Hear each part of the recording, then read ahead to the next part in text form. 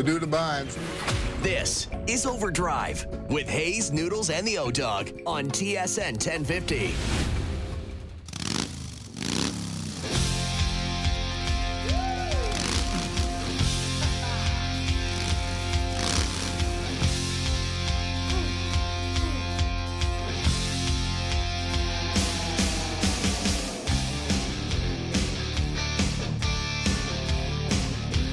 Leaving town music. That's Mailer In Friday. That's a great way to start the show. Welcome aboard, everybody. Jim Taddy, Dave Feschuk in studio, and Struddy in the man cave. Welcome, guys. Here we are to launch into a Friday, launches into another weekend. The final, I guess, regular weekend of the summer. Next weekend is, of course, the one that ends it.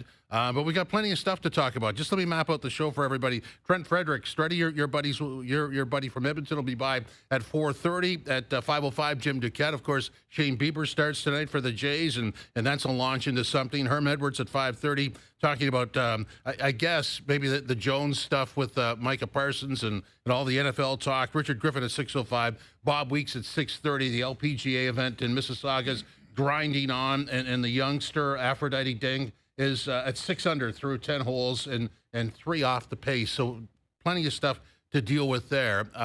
Let's deal with Bieber. Struddy, I think we mentioned this yesterday. Can you remember, in your career where you were on the ice and somebody was debuting that caught everybody's attention? I don't remember. The one I remember I wasn't involved in, but when Marilyn Mew came back. Yeah. And that was, I mean, I remember we were in our, getting ready for a game, and we all stopped and put the TV on so we could watch him. I think they showed warm-up, if I remember. Maybe, Feschuk, you remember them better than I do. I remember watching him. I think he scored that game, if I remember correctly. Oh, yeah. And it's like, Jesus coming back. It's Marilyn Mew. Everyone's got to watch this guy play. So, that is the one I remember the most, even though he wasn't on my team. Well, yeah, and let's not. Yeah, that's a great one, Struddy. I mean, that was an incredible moment in hockey history, and you can't forget seeing it. But I know the Bieber fever, which is kind of hard to say, has infected Toronto here, and there's high expectations. I'm not sure they're Mario Lemieux-sized expectations, right, but they're high. Right. But I was wondering, Struddy, it's clearly the talk of this town. I guess it's a test of the Jays' national reach that I'm wondering if it's part of the talk of Edmonton right now. Yeah, I'd say, the Blue Jays, the way they're playing, every time that the Blue Jays peak or the Raptors, teams that we don't have out here in Western Canada, NBA and Major League Baseball, people get into it. But I'm telling you guys, this team, I think they're different than teams we've seen in the past, especially the ones with Bautista. This team is very likable. They play for each other. The manager, right from that all the way to Kirk, to the pitching staff, they're a very likable team. And I think that this, more than other teams I recall, people are talking about. I know some of my buddies who've been talking about it today. Hey, we gotta watch this game. We want to see this guy, pitch. What does he look like? How does he feel out there? And I think there's excitement because it's a complete wild card. You have no idea. I mean, he's trending the right direction. We've heard Keegan talk about it, but there's no guarantee. But man, if he can be the guy that they think even close to that, that's a big pickup for the Blue Jays this time of year. It is. I mean, his credentials are impeccable. It reminds a lot of us of David Price when he was acquired from the Tigers. And this is like a Cy Young winner that you plug into your rotation and leads the way. And that's the expectation. Of course, coming off Tommy John surgery, hasn't pitched in 507 days in the major league. So obviously there'll be a pitch count tonight, but you're just looking for something that sort of foreshadows where this thing goes. Well, I think it speaks to the Blue Jays' need, right? There's a reason they acquired this guy. It wasn't because, they were hoping he would come back and be a contributor to their starting rotation. It was because they were expecting he would come back, right? This was a gamble in some ways. We certainly characterized it as a gamble on trade deadline day. And I guess anytime you're dealing with elbow ligaments and guys who throw 90+ miles an hour, that you're inherently gambling, because we all know that those ligaments can be dust in one pitch, the wrong pitch. But I think there's a real expectation here that this guy can really upgrade the Blue Jays pitching rotation, which obviously, their starters are below league average in collective ERA this season. And so there's a lot riding on this. This isn't just like a bonus. Wouldn't it be nice if he came back? I think the Blue Jays feel like if they're going to be the World Series team that they feel they can be, that he's got to be a huge contributor to that effort. But you know who else is watching? Not just the media of the Blue Jays or the fans of the Blue Jays. It's the Boston Red Sox and their fans. It's the New York Yankees and their fans. Because, you know, when you're on a team that you're competing against and they are getting potential weapon back, that's massive. And so they're going to be watching. They're going to see how he pitches, how the team reacts around him, you know, how the other team plays against him or bats against him. So there's probably some nerves. You know, as much as nerves can be for Major League Baseball players. But if this works out and if he can be there, I guarantee the rest of the AL East and the American League, they won't be happy about it. They don't want to see him succeed. Let's just be honest here. Oh, for sure. Absolutely not. Hey, I mean, let's be honest here. I mean, the Red Sox are a young and up and coming team. I mean, you're probably right about that. I think the Yankees got their own problems. You saw it last night yet again. Oh. Like, if you're in a series against the Yankees, there's an awfully good chance that they just give you the series. Because what they did last night, another 4 errors to add to their total, 9 walks from their pitching staff collectively in losing 6-3 to the Red Sox. Like, that Yankees team, it feels like if they're not killing you with home runs, they are just shooting themselves in the foot with self-inflicted wounds of the base on balls and booting balls all over the diamond, and it goes back to last year's World Series where they had that series kind of ending inning, the infamous 5th inning against the Dodgers where they kind of booted it around, and nothing seems to change in Yankee land. So I'm with you, Strud. Like, everybody's watching everybody in the American League East because everybody wants to win it and get the easier path and the bye and less games needed to win to get to the World Series, but man, you know, you wouldn't mind playing that Yankees team if they play like they played last night. Keystone Cops. Absolutely. In terms of you know, where this one ranks, the Bieber debut, did a little research today, so we'll go from top to bottom. Vladdy's debut in 2019 was rated as one of the more impressive debuts and anticipated. Kawhi's debut with the Raptors is also there, and put in Austin Matthews. We all remember the 4 goals against Ottawa in his debut. Giovinco with TFC and Connor McDavid with the NHL. So these are, I think it'd be on that list, wouldn't it? It's on that list in terms of just, you know, stuff you're excited about, right? Like, I think the thing is with this guy, there's a certain unknown when it's a rookie debut and you've never seen a guy play in this league before, like a Matthews or a McDavid. But Struddy, to me, like, this guy's a known quantity, right? Like they're just hoping that he just kind of gets back to who he was. And that is a guy who's got a Cy Young on his mantle, a guy who's a very smart, savvy, veteran Major League pitcher who knows how to get people out, knows how to miss bats when he needs to. They're just hoping he can be who he was. And I guess there's always that unknown about whether you will be when you come back from surgery, although the Tommy John surgery is so routine now and so common in the baseball industry that it doesn't feel all that scary tonight. I'd be shocked if he didn't show up and pitch great. I don't know about you guys. Yeah, I mean, just he's trending in that direction. You know, we've seen some of his starts and some of the results of his starts down in AAA. So I think he's moving that way. And for him, I would think, even though he's a veteran player, I think there will be some nerves for 2 reasons. One, you're in a new team, and 2, you have pitched, but you haven't pitched in the majors for a little while. And I think it's just get through it. So I think for him, I'm watching this first inning, you know, and how does he look? And not that if he pitches bad or good that he's going to go to the World Series, but just kind of get through that first inning, and then it's like, I've done it. I'm back in the groove, and here I go. And his teammates will support him. So, you know, I think you get 5-6 innings if things go well. I see that'd be a pretty good outcome for him. Yeah, absolutely. Being a pitch count. And the good news is, like I say, he hasn't pitched in Major League Baseball in 507 days. The Tommy John surgery's been around long enough for decades, so everybody understands the rehab. It's no longer what do we do.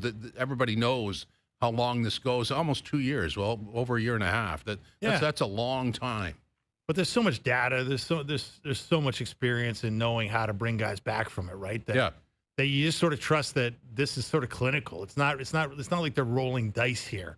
I think there's a real confidence that it's going to work out. I think the bigger wild card to me, Struddy, is the idea that these guys just had 2 off days in Miami. I mean, I don't know what surgery's done to Shane Bieber. What has South Beach done to the Blue Jays? Yeah, that's a long time. That's a long time in a nice place just to be hanging out. You know, we heard Keegan yesterday talk about maybe they went golfing. But I do think you need to allow teams the chance to blow some steam off as a group. Oh. I do believe that's a healthy thing for a team, and team building, that's the buzzword. I think it's important to do that. But when you do get that opportunity from your manager or just a break in the schedule, you've got to show up that first game. I remember a couple of our captains, we had a couple nights, that were pretty fun. And he'd say, guys, we got to show up big time. Otherwise, the next time we get this, they won't be quite so loose with kind of the rules. Yeah, well, that's interesting, Struddy, because today we heard William Nylander was speaking over in Milan, Italy at the media shindig for NHL players over in the European side of things. And Nylander made the point about made quite a few points about Mitch Marner that I'm sure we're going to get into today. But one of the points he made was that Marner was sort of the, in some ways, like the social convener of the team. Like he sort of organized a lot of the fun stuff, the Halloween parties, the blowing off of steam on the road occasionally. And they're going to need a new one, I guess. Not only are they going to need 100-plus points on the right wing on the first line, they're going to need a new social convener. How important is that, Struddy, to have a guy that sort of is the glue that brings you together off the ice? Oh, 100%. When I was at the Rangers, Brendan Shanahan was one of the leaders, if not the de facto captain. And we'd walk into the lobby hotel, let's say we flew in from wherever, flying into a new place, and he'd go, guys, 6 o'clock at the lobby. And it'd be up to you if you wanted to go. And everyone was invited. So we'd have sometimes 4 of us, sometimes there'd be 20 guys. We'd all go out for dinner together. And, you need that guy. You need that guy that, understands that maybe he has to go talk to the coach and say, hey, we need a day off, or we're having a Halloween party this night, 2 days before a game, or whatever the case is. So someone else has to backfill that. And it doesn't mean there's no one that can't do it, but someone else will have to take that on, and they'll do it their way. Even a DJ, a DJ in the room. I know that sounds like it's pretty mundane, but trying to appease 22 or 23 different players with the musical tastes that are so different, from country to rock to dance music to, some people like James Taylor, whatever it is, you've got to find a way to do that. So all those are important roles, but there's always someone to take it on, but it's not easy to do it the same or as well as the guy before you. I'm curious. So if Shanny would say 6 o'clock in the lobby, and one night there's 5 and the next night there's 20, does anybody care if there's only 5? Not really. No, because you know that, like, when they'd come to Edmonton, there was a lot of us from Edmonton, so we'd be there, or maybe some other guys didn't want to go get whatever Italian that night, they wanted a steak, so you kind of change it up. But oftentimes, and the nice, it was just a mix, and that's how you include the young guys. So a guy that's just called up, especially now where they don't share rooms, like, well, what am I doing? Who do I hang out with? Well, one of the leaders on the team just said 6 o'clock in the lobby, and they're there. And I thought it was a great way of bringing in the young guys, and then usually older guys would pay for the young guys' meals, especially the ones that were just called up, who maybe weren't first rounders. So it's a great way of making those guys feel comfortable, because you need them. You need them to feel comfortable away from the ice. So when they get on the ice, they feel like you're a part of the team. Yeah, it's interesting stuff. Struddy, I'm wondering, you talk about Shanny being a good social convener. Obviously, he's not going to be around the Leafs either. Him and Marner are both departed. But, we earlier this summer, we were talking about Noodles when he had the 9-seat Cadillac convertible that he had when he was playing for the Panthers. And we saw the famous shot of, I think you were in the 3rd row of seats somewhere back there. Like in terms of social outings in your NHL career, where did riding in Noodles' massive convertible Cadillac rank? That was up there. That was at the height. And Noodles is a funny guy, and he just calls me one day. He's like, "Yeah, I bought an old car." I'm like, "Oh, what'd you get? Like a Mustang or a Camaro or something?" He's like, "No." He sent me a picture. I'm like, "Oh my god!" And so this thing, like, it took 2 garages to fit in. It was so long, and we all went down there, stayed at his house, a bunch of his buddies and our wives or girlfriends, whatever they were at the time, and then he took us out for dinner in this huge thing. But it was like, the front of the car got the green light. By the end, you're in a red light situation, right? Like, that's how long it took to get through the intersections. And I was worried the brakes weren't going to work. Like, I was a little nervous. But he, as far as social guys, he was the best one to organize, and still does organize most of our guys' trips. And I guess, part of that, the training camp is just around the corner, is revisiting the Marner situation, and there's people there that will talk about it. Nylander's line was Marner wasn't thinking about leaving the Maple Leafs, and there's all this sort of retrospective analysis on how that could have been avoided. But the fact is he's gone, and we're going to talk about it a bit, but at some point we all move on. Well, look, this whole thing about, Marner having sort of a preconceived notion he was leaving, which seems to be a narrative that's emerged through a collection of anecdotes, right? You've heard him talking about how he spoke at the Four Nations Cup to guys that play on the Golden Knights about living in Vegas. And, Ryan Reeves, elaborated on the fact that Marner had been asking him about what was Vegas like. And because Reeves had played there and Max Pacioretty the same. And I totally understand why people assume that. But I'm sort of with William Nylander on this. Like, the idea that there couldn't have been a choose-your-own-adventure alternate ending to the Mitch Marner saga, of course there could have been, if the Leafs would have done what a lot of people expected them to do eventually, which was win some playoff games they were supposed to win and get deep into a playoff run. And if they would have done that, I can't be convinced that he was a preordained, signed, sealed, delivered Vegas Golden Knight. Like, if these guys beat Florida, they don't blow that Game 3, they show up in Game 5 and Game 7. I just can't believe that, it couldn't have ended differently from Marner. So for Nylander to say he didn't think he was, had one foot at the door, I see some semblance of truth to that. Yeah, listen, I wasn't there for those conversations that Reeves or Patre may not have with Marner, but I can tell you, you're always kind of trying to gather an intel on what other teams are like. Always. You just acquire a new player, so whoever it is, you're like, hey, man, what was the coach like? What's like living in that city? What is this guy like? You're always kind of, and you're trying to get to know the guy as well, but you're always interested in what the organizations are like and just to kind of compare to what you have. And not that you think I'm going to leave this organization, but, what's the standard they have in Anaheim compared to what they have in Phoenix or whatever, Utah, I guess now. So I think that some of those conversations are going to happen no matter what, because you're genuinely interested. What's it like other places? Who wouldn't do that? I mean, that's just normal behavior. Sure. Yeah, it makes a lot of sense. I mean, the other thing Nylander said was, same thing Matthews said was, hey, it's just part of the business. This is all about business, which to me sort of implies about money, which to me is part of the problem here. Like the idea that, whatever they're saying publicly, let's hope they privately recognize, Struddy, that this had nothing to do with money. This had everything to do with the business of winning hockey games, and in the Leafs case, the business of losing too many important ones in big situations in the playoffs. I mean, that's simply what this is, and what happens in a city over time to the main players when they lose again and again and disappoint their fan base. And I think you would hope they know that privately. They're not going to maybe say it publicly. This idea that this is just about, the cruel business of hockey, that's not what this is about at all, Struddy, and I don't know how you see it. Yeah, when I hear the word business, I think it's more than just the money. I think it's everything, right? I think part of the business, quotations would be losing friends. Like they're friends. They're all friends. So the business would incorporate friends or guys you like, even really good friends. They leave. They go somewhere else. So I think that's kind of a broader way of looking at business. But I think that they do because these guys want to win as well. You win a Stanley Cup in Toronto, your name is whispered on the wind for eternity. Right, and that's and even look at some of the great players, the way they're still revered there. Wendell Clark, one of my favorite players growing up, didn't win a Stanley Cup, but my God, that guy is revered there, and by all Leafs fans, and well, he should be. So, I think that these guys want to win, and they see other teams that are winning and how much fun it is. So I'm sure they know that as smart hockey people, things have to change, and you have to continue to evolve to find the right recipe.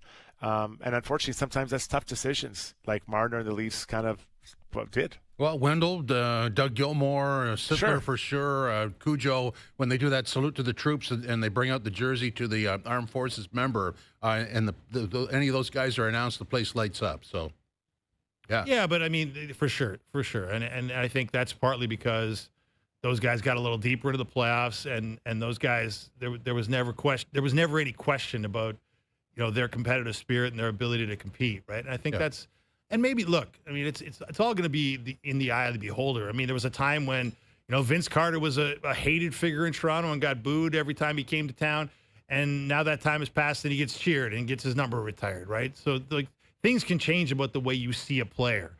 But in the moment, I think there's a lot of bitterness about the way this team has performed, and there's certainly a lot of bitterness toward Marner, and it'll be interesting to see how he's received when he comes back. I think it'll be a mixed reaction in the Toronto crowd when he gets back here with the Golden Knights. But you're right, Struddy. Like they want to win. They see what it would be like. They can kind of sense what it would be like because they've seen even a modest amount of success winning 2 playoff series gets this town into an absolute tizzy and gets everybody, on an absolute bandwagon that is unstoppable. But wanting to do it and doing it are two different things. And these guys just haven't shown the ability to figure out the difference.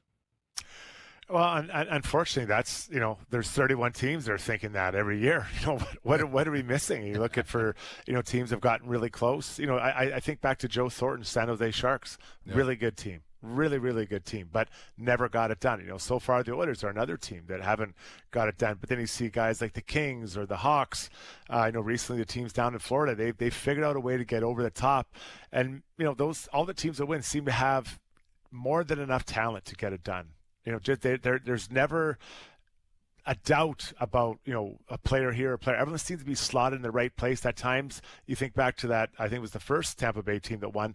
That third line was a second line. Even in Florida last year, like their third line, I mean, is that a second line anywhere else in the NHL? I bet you it is, right? Yeah, for sure. For sure. And so when I look at the Leafs, if we go through their lineup, and this, I'm not here to beat up on the Leafs, but if you go through it, how many players are you sitting, and wherever you slot them today, are any of them ever saying, oh man, that fourth liner, he should be a second liner, or that third line should be a second line? Like, I don't think that they're there right now, and I don't want to put a damper on their season before it's even started, but that's kind of how those teams win it. And I think that's the job of Trey Yabich and company, and the players, to get that point where you're like, man, that guy is slotted too far down the lineup, but he's blocked by these two studs above him. Well, look, when 100 points walks out the door, you better be saying that about your third line. It should be your second line. If you're not saying that, you got a big problem. Well, look, it's like you said yesterday, Tat, man. Like something's got to change. Like they have to play differently. Right. So far in the history of this team in the Matthews era, the sum hasn't added up to more than the parts. Right. Like all these great parts have not added up to something transcendent that's kind of gone on one of these magical runs. They're going to have to it's Craig Berube's job. It's Brad Treliving's job. It's Austin Matthews' job as the captain. It's John Tavares' job as an assistant captain. It's the job of the core guys to find a way to make this team become more than it's been. And, whether the education of all these losses, all these scars, as Mike Babcock used to call them, add up to experience that helps them, or whether those scars kind of weigh them down to the point where they never succeed. I mean, that's going to be the interesting thing to figure out. But don't you think, like for me, I think you can somewhat guess what the top two lines are going to be like. I know there's maybe the question beside Austin Matthews, but you have Tavares, and I think we can kind of guess what their point totals will be. For me, for the Leafs, can their third line be a difference maker? It has to be. Who is it going to be? Derek? Is it Waugh or not Derek Waugh? Nicholas Waugh. Sorry, Nicholas. Yeah. And then who is it? Bobby McMahon. And then I've got Dakota Joshua in there. Yeah. I know that seems to be not the consensus here, and maybe there isn't consensus till we hit game 20 or 30 this year. But I think that third line has to be one that can, you can have guys that can score, they can push the pace, play against anyone. And so I think that third line is really important. And then who's the guy they traded from Philly? That's Scottie Lawton. Yeah, that's a lot. Yeah. He's got to be better than he was last year too. And that fourth line can get going, right? So I think you're looking at that bottom six, and they've invested some money in Waugh and Dakota Joshua. Like those guys and Lawton, just those three, they need to impact the game nightly. And we've seen Joshua do it as well. Well, all three of them, really. We've seen him do it during stretches of their career. Yeah, so just looking at the grid in front of me, McMahon, Waugh, and Joshua on the third line, Lawton, Yarncroke, and Lorentz on the fourth line. We don't know where Nick Robertson plays. Domi slotted in the left side of the second line, and Michelli on the right side of the first line. I mean, all of that is just on paper. There's a lot of movement there. But I think the point is you need consistent offense from that third line and some out of the fourth line. And in the past, it was centered on the Fab Four up front. Well, look, I mean, consistent offense during the regular season is one thing that's great. I mean, this is a team that scored 4 goals in its final 4 playoff games, which is not an unusual trend. So, but I mean, you're right. Like they've got to get more than what they've gotten, and I don't know how you get that. Like how do you sort of become a different type of team, become a team that scores when it matters instead of a team that doesn't score when it matters? I mean, I think that's on Matthews as much as it's on anybody. This is a guy with 4 goals in his most recent 18 playoff games. I mean, he hasn't scored enough when it matters. He had that big goal in Game 6 on the setup from Marner that broke the stalemate there and was a big, extended the series. But then they had the big faceplant in Game 7. So, Yeah, something's got to give here if anything's going to change, and there's a lot of question marks. Let me. I believe that Marner and Matthews killed penalties, correct? Well, Marner more than Matthews. Yeah. So now Marner's not there, and he's not killing penalties. So that gives someone. I'd try to get more guys in the bottom six involved, and why? Yeah, fair. They need to get more guys, and not that their minutes are totally out of whack, but when you have one of your best players killing penalties, you're sitting on the bench thinking, I can't kill penalties. Like, I'm just going to sit here while he's out there. I think you got to try to get as many players involved in the game and give them ownership of said job, right? Whatever it is, you're the third line winger or third line center, and you're our first guy over the bench to kill penalties. Like, I think they need that. They need to get everyone feeling like they're going and contributing in this, and that's up to Craig to make that happen. Well, and he's done it before, so that's sort of the silver lining. Now, I'm sure this conversation will continue. Going to have Trent Frederic from the Oilers coming up next. I should tell you that OverDrive is brought to you by FanDuel, bringing you everything from the opening line to the final score as we grind on live on YouTube, TSN2 and TSN 1050.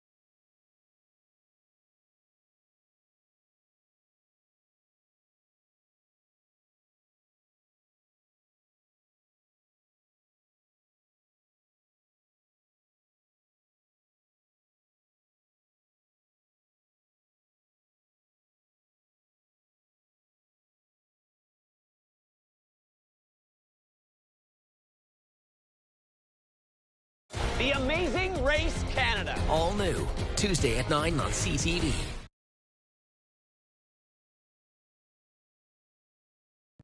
Now, back to Overdrive with Hayes, Noodles, and the O-Dog. God, what have you done? You're a pink pony girl, and you dance at the club. Oh, mama, I'm just having fun. Overdrive on a Mail-In Friday. Jim Taddy, Dave Feschuk from the Toronto Star, and Spready in the Man Cave. Pleased to have with us now from the Edmonton Oilers, Trent Frederic. Trent, welcome. How are you today? I'm doing well. How are you guys doing? Good. Sounds like you're driving around. I am. I'm actually, you're in the car right now with John Lonsberry out of Boston. We're actually pulling up to the rink right now.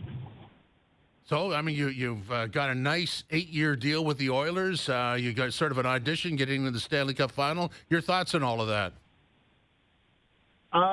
Yeah, it was a very cool experience. Obviously, you know, we want a different outcome, but hopefully in this 8 years, I get a couple more chances and take a couple more runs at it. So, Trent, where are you on the sort of the off-season routine? Take us through when you have a shorter off-season because your team makes it all the way to the Cup final. How does that affect the way you prepare for the next season, and where are you in that arc of getting ready? Yeah, I mean, I was kind of dealing with a little bit of an injury, so was just dealing with that like kind of right away when I got home, and then I would say about 2 weeks once I was home, started working out and started skating when I got cleared with kind of what I was dealing with. So I've been hitting it pretty hard recently, skating about 4 to almost 5 times a week now, and doing the whole workout deal. So kind of back into full swing, I would say. Trent, yeah, congratulations on the big deal with Edmonton. Just a couple things, where is that ankle at? How are you feeling? And then, where do you feel, or where did the coaching staff feel you might play this year? Is it wing, center for the team? Yeah, the ankle feels, I think it feels really good right now. I feel like it's, over the last month, it's really turned a corner, which is great. I'm running, jumping in the gym, and I'm skating as hard as I can. So it feels good. Still doing a lot of work on it every day. There's a lot of good people here that have helped me. But as in your second question, I don't know. I said it like when I first got there. I call myself Freddie Phil, and I pretty much play left, right, and center. So I think it just all depends on camp and how camp goes. And, hopefully in the preseason games and camp, I'm kind of, doing all three and see what fits best for the team. So that what you described there, the Freddie Fillin thing, I mean, it's almost like going back to your first training camp, isn't it? Like trying to figure out how you fit in? Yeah, I mean, I think every year, obviously this is my first, going to be my first training camp in Edmonton. And even when I was in Boston, I feel like every year there's new faces and new guys, and you're just trying to find your role on the team and make the team as successful as possible. So you, in terms of your when you're skating in the summer, Trent, I mean, did you say you're based in Boston? No, I'm based out of St. Louis. Oh, you're based out of St. Louis. Okay, so what's it? Are you? What's the scene there like in terms of NHL caliber guys that you're skating with? Or do you just skate on your own? Or are you with a group of guys in the league that are in the St. Louis area? How does it work for you? Yeah, so it's a good setup here. My workout, my gym and the rink are in the same spot, so I'm able to skate with like a small group of guys and work on skills. And we've St. Louis isn't like the biggest, NHL hotbed or guys hanging here, so we kind of have college guys and everyone all over the place when we do more scrimmage stuff. But like I said, I'm in the car right now with John Lonsberry. He's actually based out of Boston. He just got into town, and we're going to work on some skills this weekend, so it'll be good. Trent, the Oilers had a great run. Obviously, didn't quite get where you want, but for you, your first real deep trip in the playoffs. What's your take home? Learning lessons about what it's like to run for 4 rounds in a row. Yeah, I guess the biggest takeaway would be, it's hard to get there. guys would say when I was in Boston, like, you just got to appreciate each run, and nothing's really guaranteed, even making the playoffs. And I would say just appreciating, going each round. And, it's taxing for myself. I was dealing with something. So, that part was a factor of just trying to get healthy each round and get better. I didn't play too much hockey leading up to the playoffs. So for me, and I think even if I was healthy, it's just about getting better each round, because each round, the opponents get better and better. So let's go back to the trade deadline. Was this a surprise to you? And when you walked into that Edmonton dressing room and looked at that lineup as you're playing on various lines, I mean, it's fairly impressive, isn't it? Yeah. I kind of knew I was probably going to get moved, especially, I guess, when I got hurt. I knew probably my time in Boston was probably done, just being, expiring UFA. So it wasn't like the biggest surprise to me. Then obviously showing up to Edmonton, everyone was so great. They made it really easy on me. And, it would have been nice to just hop right in when I got traded and play. But it was also a blessing that I was, hurt, because I got to meet, the staff, and I got to know everyone on a better, more time spent with them. And I think that was a big part of why I stayed. Trent, when you look at the team that's been toting the cup around these past 2 summers now, I know you know them well because you played them an awful lot in the regular season and in the playoffs during your time with the Bruins and the Oilers. When you see what they've been able to do, when you see what they've been able to do in terms of retaining their impending free agent and free agents, including your old captain in Boston, Brad Marchand, what do you make of it, and sort of how does the league topple them off that pedestal? Yeah, I mean, that's a good question. I think that's what everyone's got to figure out this year. I think, last year and the year before, I believe they're the best team in the NHL, and that's the reason they won, as much as that kills me to say. They were a heck of a team, and they played a great team game, and, they probably have deserved the win the last 2 years. Trent, there's a few new faces in the lineup for the Oilers heading to training camp. What's the message been from the coaching staff as far as, just maybe preparing for what they hope would be another good run at this year? Yeah, I mean, basically at the end of the year meeting, Knobs has been good. He's been checking in on me and seeing how I'm doing. Haven't gotten too much in the strategy of things, but my end of the year meeting, I think it went really well, and it sounds like our goal is to get back there and to win it all. So, Trent, you've got an 8-year contract, and at some point in the next 13 months, that won't be available anymore. The max will be 7. How did you arrive at 8, and what do you think about it? Yeah, I'm really happy with it. How I got to 8, I guess I just want to be committed to a team and be a part of it. It's in Boston. I was there for 7 years, and the last couple of years are great.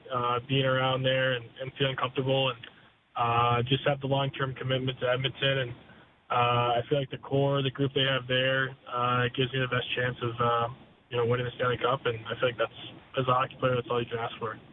Trent, we were just having a fun conversation with Struddy about the importance of having a social convener on a hockey team to sort of take, organize the off-ice stuff and keep everybody together through the long slog of the season.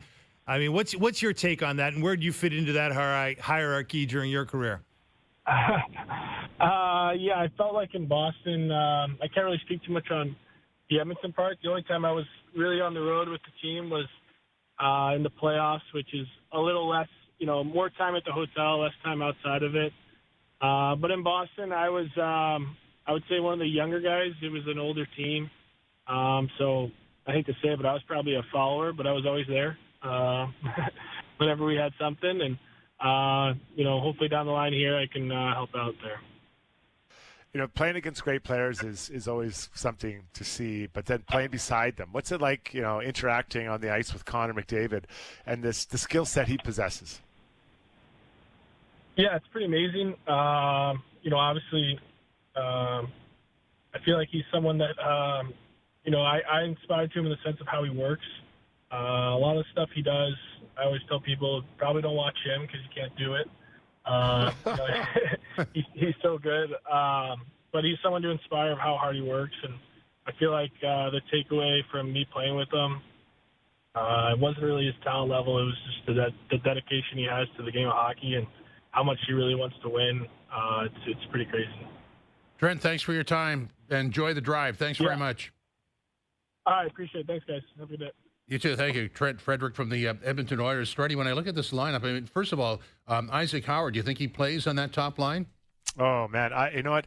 Great player, great guy, can score for sure. Really paced his college team for scoring and didn't have a ton of help around him. I think he's going to get an opportunity there, but just putting those young players, saying for sure he's playing, I think that's a lot of pressure on a player. But he has confidence, and by our reports, people talk about how he's quite thick and strong, even though he's not a massively tall guy. So I think he gets the opportunity. If he can play in the top six, that is humongous for the Edmonton Oilers, just with everything, even considering the contract. I mean, is that like when you look at that, Strutty? I mean, what does that say about where this team is? That they're willing to give a guy, fresh out of college, that type of an opportunity with that level of talent next to McDavid? Well, listen, talent is so important on any championship team, and I think that just looking at what the Oilers did this offseason, they're trying to get younger. Right, you move on from a Kane, and I think Trent Frederic is, a similar style player. Maybe doesn't have the upside of scoring, but I think he has a little bit more versatility where he plays the lineup and is just as tough as Evander. Corey Perry, with the contract he got to go to LA, they kind of moved on from him, or not moved on, but they got a little bit younger there. But guys like Henrique, they're getting older. Even some of their D-men are getting older. So you have to start bringing in a few younger players. And when the opportunity was there to trade Sam O'Reilly for a very dynamic offensive player, I think that makes sense because you have Henrique and then Trent Frederic, who could be that third line center. That's kind of what I would see in the future for Trent. But I think you got to get younger. You got to find some younger legs, and then keep that freshness, that enthusiasm in that lineup. So there's another guy named Matt Savoy. These two guys are crucial. Their development is crucial. Doesn't mean they have to be all-stars by Christmas of this year, but they need to become regular Oilers and fixtures on this team for years to come if they're going to continue to have success with Connor and Leon. So, I mean, this is almost like the Leafs. We're talking about who plays on the right side of the Matthews line. This is the left side of the McDavid line. If you had to do a job description for who that guy is, how would you describe what player they need there? I mean, Zach Hyman's done a pretty good job on the other side, and he forechecks hard, he's physical, and he goes to the net and pounds pucks in. So, Connor's going to have the puck a lot, so you have to be able to, get pucks back for sure. But even more important than that is think the game on a high level, right? Be smart, understand what these great players are trying to do. So I can see Trent Frederic getting some opportunity up there. But when I look at the Oilers' top six, it's Zach Hyman, it's Connor McDavid, it's Leon Draisaitl. I think Mangiapane's in there. Then after that, is it Vasily Paul-Colson, a guy that, had lots of chances to score. I think he only got 8 or 9 goals last year, but a big body. And Leon likes playing with him because of all the things I just mentioned. He's big, he gets pucks back, and he's got a good hockey IQ. So does Trent play beside, or is it Howard? Does Matt Savoy play in there? I think we'll see a really kind of a rotating cast of players who beside Connor and Leon, but that's okay. I mean, we've seen that before, but you have to give those young guys a chance. These two young players are so important for the next 5 years for this team. Hey, Strutty, when you look at this league, I mean, we've been talking for a couple of years now, it seems like, about maybe the potential Stanley Cup hangover for the Panthers. Like, they've been to 3 straight finals. They've won 2 cups. Maybe they're going to get tired out eventually. But I wonder, how do you see that? And it hasn't shown up yet, of course, but, how do you see that from the Oilers' perspective, where it almost feels like it's more draining when you get to 2 straight Cup finals, you don't win either, and now you got to come back after another short off season and try and climb the mountain again, having never gotten to the top in your career? Well, isn't that the big question? I mean, this team has poured so much into those last 2 runs, and they've played as much hockey in the playoffs as any team. I think they're maybe second to Florida the last 4 or 5 years, I think, if I remember that stat. So there's a lot of hockey on these guys, and now we're mixing the Olympics on top of that for some of their stars, and other teams as well, not just Oilers, but other teams. So I think managing that energy for Chris Knobloch is going to be really important. Managing their ice time, making sure that they're able to. The guys have gone on for a number of years, the core. And so that's where these young players really come in. And they have to bring their energy. If I'm going to training camp and a Mike Howard or Matt Savoy, I'm bringing as much energy as I can to every practice. So the coach is like, we got to get these guys out there and let them, Connor Leon, feed off that. Not that Connor Leon are lazy, but it's been a long run. So a game in November in Columbus, is it super exciting? Probably not when you're comparing yourself to Game 7 or Game 6 in the Stanley Cup Finals. So Knobloch's job is going to be really tricky this year to manage that. But he can take a look at what Florida's done, and I'd take a look at the ice times their guys played and how they managed that over the course of the last 3 years. Because what Florida's done has been, to me, incredible. Just incredible runs and such a good team. Yeah, and probably still something left in the tank, like a lot, So plenty of hockey talk. We'll get into Shane Bieber at the top of the hour. Jim Duquette will stop by and do that. But up next, Yes Guy, No Guy, as OverDrive continues live on YouTube, TSN2, TSN 1050.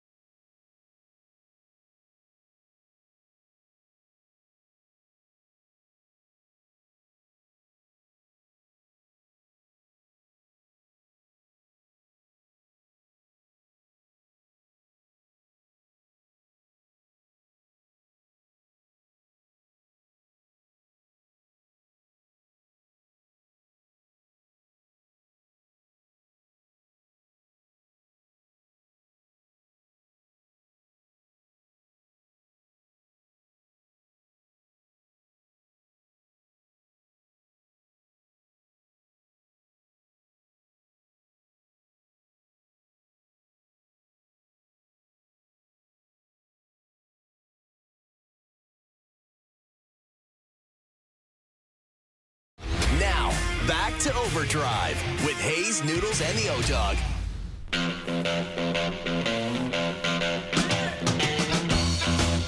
Oh, classic intro music. By the way, next hour is going to be some baseball and football. Jim Duquette at 5:05, 5:30. Herm Edwards will stop by. And in hour number 3, Richard Griffin, baseball again, and Bob Weeks, golf. But in the meantime... Yes Guy, No Guy. Ladies and gentlemen, boys and girls, drivers and passengers, time now for Yes Guy, No Guy, and Overdrive, the radio and television show. So here we go. Yes Guy, No Guy number 1. The Oilers will have a better record than the Maple Leafs next season. I'm a yes guy on that. I mean, I think look, they've proven themselves as a 2-time Cup finalist. I think McDavid is going to be as motivated as ever. I think they've got the makings of a team that can keep doing what they're doing. Although as Struddy points out, there's question marks there, and just as there are with the Leafs in the post Marner era.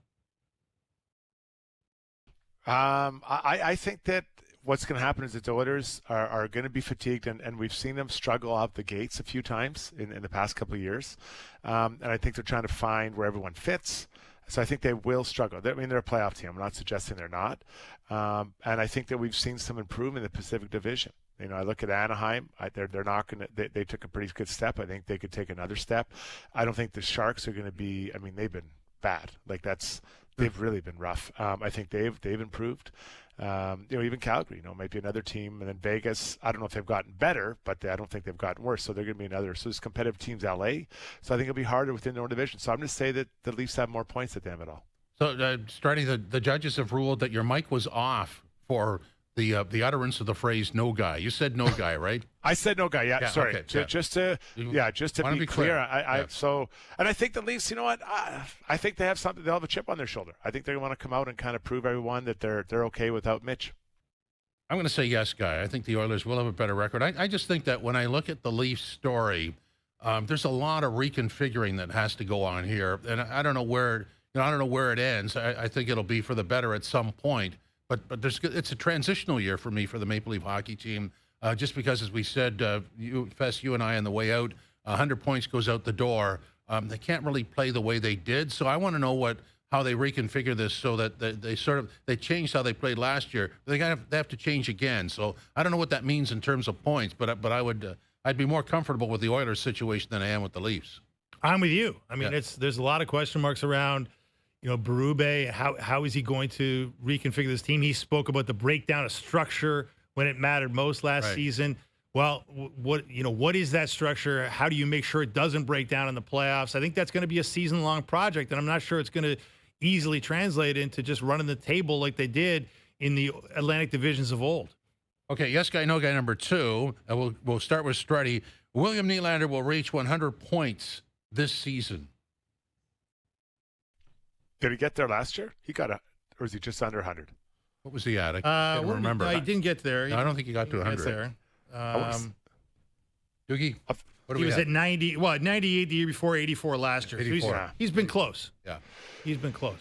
You know what, guys? I'm going to say yes, guy. I think that with Marner gone, there'll be more opportunities for him to touch the puck in those moments. So I think that they'll be looking to him more. Not that he was always playing second fiddle, but just there's more opportunity. He's going to be the guy on the right side. So I think with those opportunities, he will get to 100. Yeah, I'm a no guy. He's never done it. And I'm not sure that, the style Berube is going to want them to play. I think he's going to continue to take risk out of their game. He's going to continue to stress structure and defense first. And we're playing for the playoffs. We're not playing for regular season stats. I feel like that's going to dip into everybody's stats to some degree. And if he hasn't done it at this point, at age, what is he now, 29, I don't think he's going to do it heading into his age 30 season. I'm going to concur with Fess. I'm going to say no guy. He won't do it. And I just think that, as I said before, they're going to have to play a different brand of hockey. The big points are nice, but they haven't guaranteed anything in the past. So I think the way out of this, where they are, is to get more production from the bottom end of that roster. And if he did have 100 points, yay, but I wouldn't count on that. Coming up next, we're going to talk baseball, get into Shane Bieber's debut with the Toronto Blue Jays as they're in Miami to start a weekend, and we'll explore that as Overdrive continues. TSN 2, TSN 1050, and live on YouTube.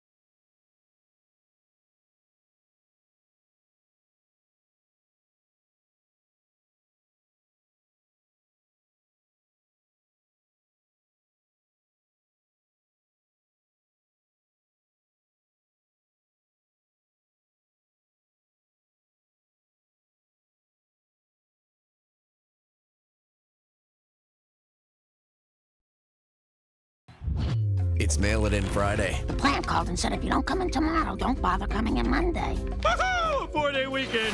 This is Overdrive with Hayes, Noodles, and the O-Dog on TSN 1050.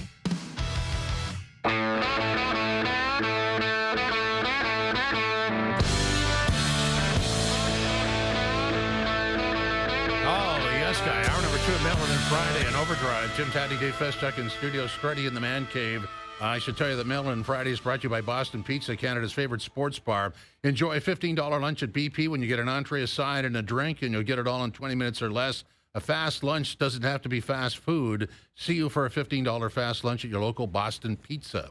So, Bieber tonight in Miami, and then home to Minnesota, then home to Milwaukee. And I think the line was, Keegan said it yesterday, should win 5 out of 6. Absolutely. Absolutely. Yeah, he should win 5 out of 6 for sure. But, you know, the fact is they haven't been particularly good against less than good teams, right? We've watched them lose series to the Pirates and the White Sox and the A's and the Orioles this season. So Marlins aren't much of a team, but, you know, you can't take these teams lightly. You don't want to be sort of looking past the Miami Marlins in any way, shape, or form. Yeah, I think the guys get some energy out of this. You know, when a new player comes in, you know, you're excited to see what he can do because it makes your team better. The offside of that is that, you know, people get pushed out of their normal comfortable spots. Right? We've seen Lauer now no longer in the starting rotation. So there's excitement. There's a little bit uncomfortable. So I think that's actually probably not a bad thing this time of the year for a team. I got to believe, though, there's a sense of what's happening, you know, and you don't want to get in the way of the team. So, obviously, you know, if Lauer's a starter and wants to remain a starter but not happy with the move to the bullpen, he'll find a way to make that work. Yeah, any good pro would, right? Yeah. If you read the good room, pro.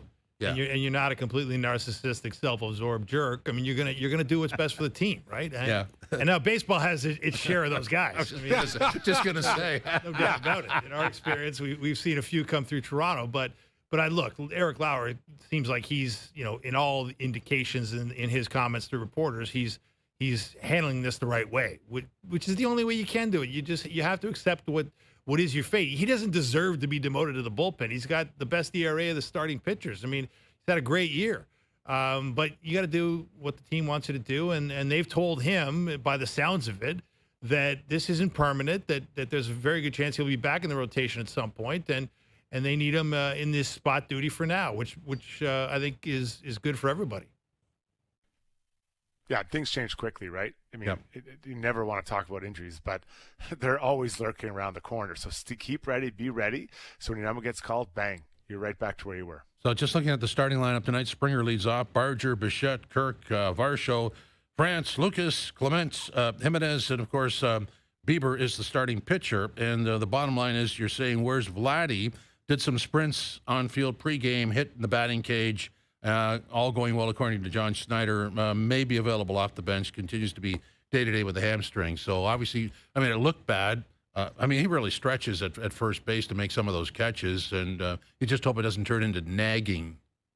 Hey, it's good news that he's sprinting, right? I mean, Yeah. if he's out there running, he's got to be close to coming back. And the idea that they're saying he could be available off the bench in a pinch hit role, that's very good news for Blue Jays fans because it suggests that he won't be out much longer, if at all. Depending on who they're playing too, right? I mean, they're not playing the strongest teams right now. I think I'd err on the other side, an extra day. I want to make sure that this is good. Yeah. Like you need him. You're not going anywhere. Not that there's not a good team around it, but he is a huge part of this team. So an extra day or two, I would not be uncomfortable saying that to Vladdy. I just love the depth on this team in terms of what they've done with, you know, people, different people doing things. And now we're talking about Shane Bieber tonight. And then we have in the offing, Alek Manoah at some point comes back, and Trey Yabich yesterday had 8 Ks for the Buffalo Bisons. I mean, you got 2 young pitchers there that are on the way, and you're sort of welcoming Shane Bieber tonight. This is an embarrassment of riches. It really is, man. And Yabich looks like he's going to be a problem for big league hitters. The way he's got this unconventional over-the-top delivery. He's a massive human being. Powerful. Tower is on the mound, and he's just absolutely flown through the minor leagues this summer in a really compelling way. So, yeah, they don't want to rush him by any means, and they don't want to put too much pressure on a young guy. But on the other hand, he looks like a young guy who can handle it because he's handled every challenge to date. And, yeah, it's almost like, where do you fit him in? because, but then again, you can always use another bullpen arm. And as the great Pat Gillick used to say around Toronto, you can never have too much pitching. What about Santander? Has there been an update at all like that since the trade deadline? I haven't heard anything. What have you guys? Pretty quiet on that one. Yeah, it's been quiet, Struddy. There's a lot of the baseball reporters that are reading those tea leaves very closely seem convinced that it's almost like a long shot that he's going to be a factor this season. You know, that they may at some point just pivot to, hey, be ready for spring training instead of, hey, be ready to help us out down the stretch here. Now, I still think that he's a power bat if he can get healthy, if he can be a factor at the end of September into October. Why wouldn't you want him around? Why wouldn't you want him as a pinch hitting option or in a big moment? I mean, there's a reason you brought him in and paid a pretty penny for him, is because you felt you needed that power bat. And if he's got any chances of providing it, I think you got to hold out hope. Well, and that's kind of the difference in the story. When they signed him, they brought him in. It was like, well, if Vladdy's not going to be here, this would be the bat. And all of a sudden, Vladdy's here and will be here for a long time. And he's sort of due to injury, he's out and might be an add-on later. But, I mean, it's a non-story so far. Let's bring in now former Major League General Manager and SiriusXM MLB Network radio host Jim Duquette joining us on the Maple Toyota Hotline. Jim, welcome. How are you? Hey, guys. Good afternoon. How are you? With full of anticipation on Shane Bieber. I mean, you've been around this game for a while. You know that the science is there on a guy who hasn't pitched in Major League Baseball in 507 days. Obviously, everybody's comfortable with where he is. So I guess the ultimate question is, what do we expect tonight, and what do we expect this turns into? Well, yeah, I think those are two different outcomes. So that's a good question. I think tonight, listen, pitching, I'm kind of curious. A couple of things tonight. What's the velocity on the breaking ball, on the fastball? What kind of life does he have on his breaking ball? Likely two seam fastballs, right? I don't know. Last time I saw him, it was mid to low to mid 90s, probably on the lower side of the 90 range. Really good slider, cutter. I'm curious what the slider looks like, if there's any swing and miss on that. I think, if he has a good first outing, usually that's something you can build on. There might be a little downturn in stuff around start 3, in that range, start 2, start 3, start 4, somewhere in that range. But if he can not miss a start and, pitch, not miss his side sessions, I think, this is kind of a very intriguing and exciting moment for me to watch, because he can be a difference maker when he's completely healthy. So, there's some real upside here. I'm always a little skeptical with guys that have missed that much time, and that's why I'm cautiously optimistic about it. Yeah, when you look at this, Jim, there's been a lot of debate in Toronto in the lead up to this moment about how should the Blue Jays handle it. I think in part because of the skepticism you show, but sometimes these guys, they need some time to come back from such a long absence. And there was this feeling that, and I know Steve Phillips, who's a regular on our network here at TSN, really was pushing for a 6-man rotation, which would build in extra rest for all these guys, including, the 41-year-old Max Scherzer. And yet they've decided not to do that. They're, at least for now, they're going to go to the 5-man rotation. They've sent Lauer down to the bullpen because of it. Did you have any strong feelings about, the way to handle a moment like this if you're handling this staff? So, yeah, I mean, a lot of this depends, too, on the off days, right? So I don't have the schedule. Right? I know who they're playing, roughly who they're playing, the remainder of the schedule. I don't know how many off days they have in between. So almost every staff, I think I did this exercise last winter and going back, just using the entire league and starting pitchers pitching on 5 days rest versus on their 5th day rather versus their 6th day. 70% of the league had pitches on the 6th day throughout the course of the season, like 70% of the starts last year. So for the most part, there aren't a lot of starts that are a guy throwing on his 5th day, because what teams end up doing is inserting a guy, if you have like the Mets, I'm watching the Mets right now, they have a 16-game streak of games with no off days. Well, guess what? Next week sometime they're inserting a starter from the minor leagues to push out the back end of those other starters so they get the extra day's rest. I suspect that's how Toronto might handle that too if they have a long stretch of consecutive games. So, I think the harder part is guys like Scherzer, you have a real veteran staff there. Barrios, I don't think you want them pitching on their 7th day. That's where I feel like that's a little bit too much rest if you're doing it, that often. So I think that's where you tend to draw the line. At least I tend to draw the line when it comes to having, workloads for starting pitchers. For Schneider, the manager, how does he kind of manage, keeping his team, ready and playing well, but also knowing that they're fighting with the Red Sox and Yankees to win the AL East? Yeah, I mean, a lot of times these games do come down to managerial moves. Handling the bullpen, options with their bullpen. I mean, the bullpen for the Jays hasn't been great since the break. I was just looking at some numbers, ERA-wise, at least they're almost last there. But a good way for the rotation for the bullpen to be better is let your starters go a little deeper too, and they're one of the few teams that can do that. So, I think they counter that. So, I think from the perspective of what John can do, like try to win the games that you have in front of you that, the weaker teams, and there's a fair number of those teams below 500 along the way, and then, try to play even 500 against the teams when they're winning records or above 500. And, I think generally if you do that, they're in such a good place, they should be able to win the division. Probably early to do this because we don't have any sample size on Shane Bieber. But as you're projecting this and sort of launching into the playoffs, you had 6 starters. Yeah. You have 5 now. I mean, how do you decide who starts the first game, and how do you sort of condense that staff? Well, generally, you take your top 3 guys, whoever's been pitching the best, and just ride that out, and then then try to line it up. The 4th best after that. Now, Scherzer's been pitching better lately, and so that changes the equation a little bit.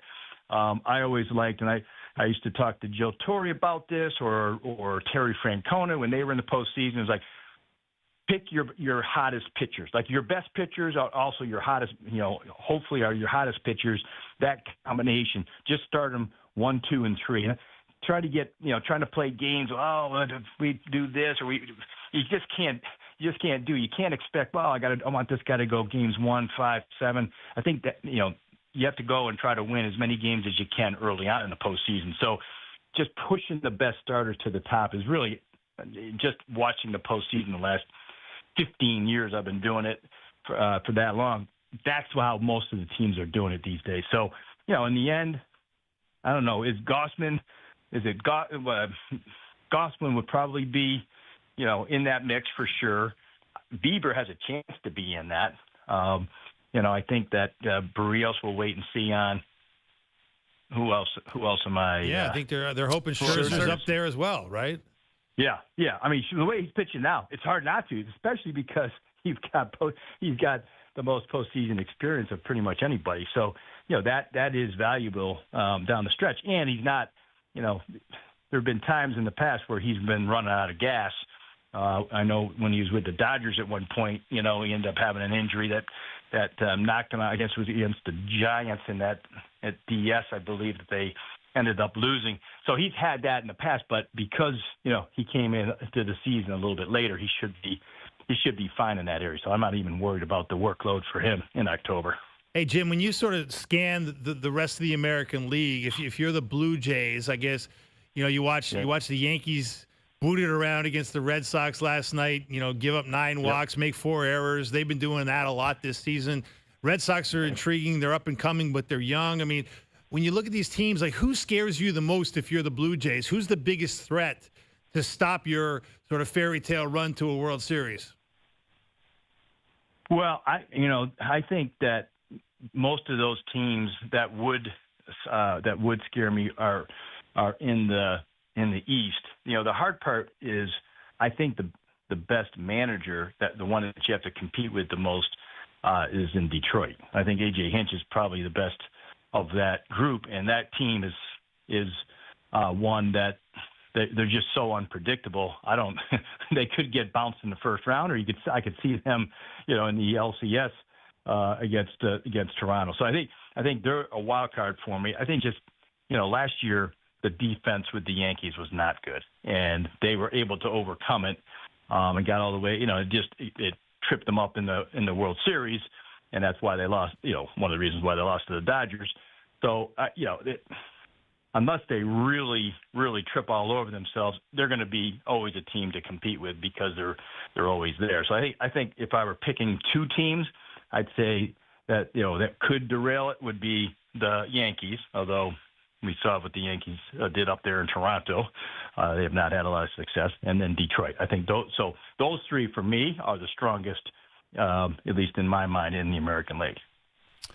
The Mets are fighting for their lives to get into the playoffs in a wild card spot right now, if possible. What do you think is some of the easier things they could adjust or fix to get this pretty expensive squad into the playoffs?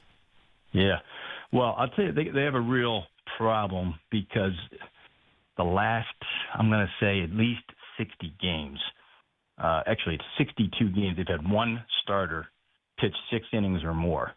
And he's done it like 7 times, but that's it. No one else has been able to even get to 6 innings. That's a minimum number of innings that you would expect a starter to do. They can't get there. They have the least amount of innings pitched for their starting rotation since that point, since early June. And consequently, it's really caused their bullpen to have a lot of problems. And they don't. When your starters don't go deep, there's no margin for error. You can't make mistakes. They usually come back and bite you. You got to drive in runs when they're in scoring position. The Mets have had a hard time with that. But I really feel like it centers around the rotation. If they don't get that straight, I don't know if they're going to get in. So they're a really fascinating team. I don't think Cincinnati's that good. I don't think they're as good as the Mets. But that team has some really good starting pitching, and it wouldn't shock me if it goes right down to the end between those two teams. Jim, back to the Jays for a second. Obviously, Sure. Manoah is working his way back, and the kid, Trey Yabich, looks very good. I mean, how would you handle that situation for both those guys? Do they get a look? Well, it's hard at this point in the season to bring them into a pennant race and have them, unless there's an injury, to bring them into the rotation. Especially as you mentioned, Lauer should have the first shot at getting a start when there's one that opens up. Now, if they get a rain out and they end up having a doubleheader, maybe Manoah, fits in there.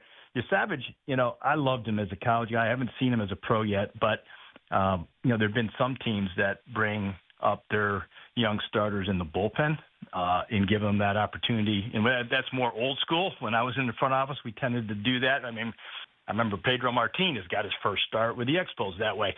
I would look at, you could use him in the bullpen as a guy that could give you some innings and see what that looks like. But that, I don't think unless there was a unique situation, I don't think I would put him in the starting rotation at this point. Unless, maybe they clinch it. If they clinch it early, well, which is always the best case scenario, then maybe he gets to start that way.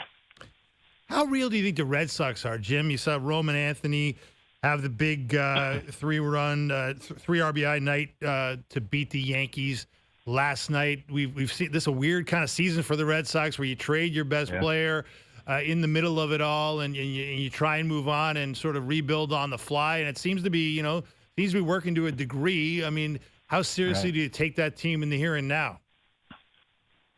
I think that they're good enough to get to the postseason. I don't see how they can make a good enough a long run into the postseason. I mean, they've got a really good bullpen, and the rotation has been better than I thought. There's a lot of inconsistency with that offense, especially when you have young hitters. I've been watching them the last 4 days, and they've had a hard time with runners on base, runners in scoring position. They lost a series to the Orioles. They lost a series to the Marlins. Last night it was a good win for them, but I think they were 3 for 19 with runners in scoring position. They should have blown out the Yankees last night, and it was a tight game up all the way to the ninth. So, they've shown a lot better than I thought they would after they traded Devers, but if they do make the postseason, I think it's going to be hard for them to make it past that first round. Jim, the Baltimore Orioles signed their catcher to a big deal.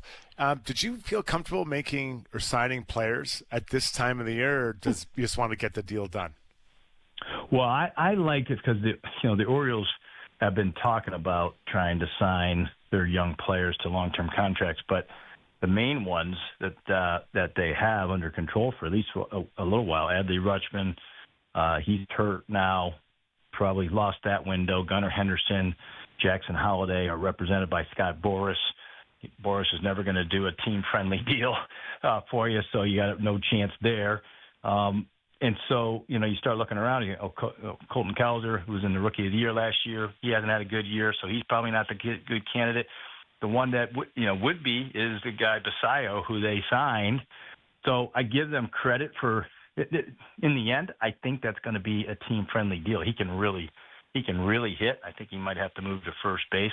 But there's a ton of risk, that's why with the Red Sox, you're paying $130 million to Rowan Anthony. He's 21 years old. You better be right. I think they are, but I don't know. I think the Orioles will be right, and they'll save themselves probably $50-60 million over the long term. It comes with a lot of risk, when you're spending that kind of money for unproven major leaguers. Jays are in Miami on the weekend, at home to Minnesota, then at home to Milwaukee. So let's talk about the Brewers, who have 80 wins. Yeah. I mean, this is legitimate. I mean, they've been on fire. Yeah, they're a great story, and when you guys watch them, you're going to notice right away it's a really good team, and they make it uncomfortable, at the plate. They don't strike out, which is similar to what the Blue Jays are. They have a lot of team speed, way more team speed than pretty much anybody in the game. But they put pressure on you there. They're good defensively, like Toronto is. Their pitching is 1 to 12 is probably better than Toronto's, although I like the rotation better for Toronto. So there are some similarities between the two, but Milwaukee has been on a really incredible run. What is it, three different times they've had 10-game win streaks, something like that. It's remarkable what they've been able to accomplish, and they're a relatively young team too. That's the other impressive thing about them. Hey Jim, when you were in the executive office of a team and you had a team out on the road, I was curious about this one. The Blue Jays have been in Miami for 2 straight nights. South Beach, on the road, the dog days of the season. How does an executive team handle that? Do you allow the manager to lay down rules, or do you have people watching to make sure guys don't get in too much trouble? What goes on when you're on the road in such a glamorous spot like that? Yeah, that's a tough one. I think you issue a couple of reminders. Hey, be smart. Don't be doing anything stupid. Reminder: we have a curfew. The curfew, by the way, is always there just to cover your. It's the CYA, right? Cover your arse. Right. And it was always well, if you were out and you got into trouble, it was 2 a.m. You violated some rule, so you have it in place, and you always go back and discipline them that way. But these days, players are a little smarter just because of the social media aspect and the camera aspect. It's a little more difficult than 15 years ago when you could go out and no one really knew about you. Who was watching the executives at that time? Well, there are some executives that needed chaperones, I can tell you. If you want to expand on that, go ahead. No, I don't have any particular stories. I want to protect the innocent, gentlemen. I like your CYA. I may steal that. Yeah. Oh, yeah. Hey, there's a lot of that in the front office, let me tell you. Whether it was when I was there or whether it's right now, there's a lot of that for sure. Jim, thanks very much. Enjoy your weekend. All right, guys. All right, have a good weekend. Bye. Thank you. Jim Duquette joined us on the Maple Toyota Hotline. Drive the built-in Canada fuel-efficient, fun-to-drive Toyota RAV4 gas or hybrid models available. Visit mapletoyota.com. The birth of a new character, CYA guy. I like that. Yeah, the CYA guy. Cover your arse. Yeah. You know what? It was after games, especially in Nashville. The rule was, and maybe you guys are familiar with this, but after a game, the coaches would go to a bar in Nashville. There's a lot of good bars there. And whoever got to the bar first, that was their bar. So Kelly Buckberger was my coach here for 3 years. And I'm not kidding you. After a game in Nashville, we'd be sprinting out of there to try to get to Tootsie's so we would beat them. And he'd walk in and he'd be there like, God! And he's like, you're out of here. So you have to go down to another bar, right? Like, and it's kind of funny. I mean, everyone knows what everyone's doing in Nashville. It was a lot of fun down there.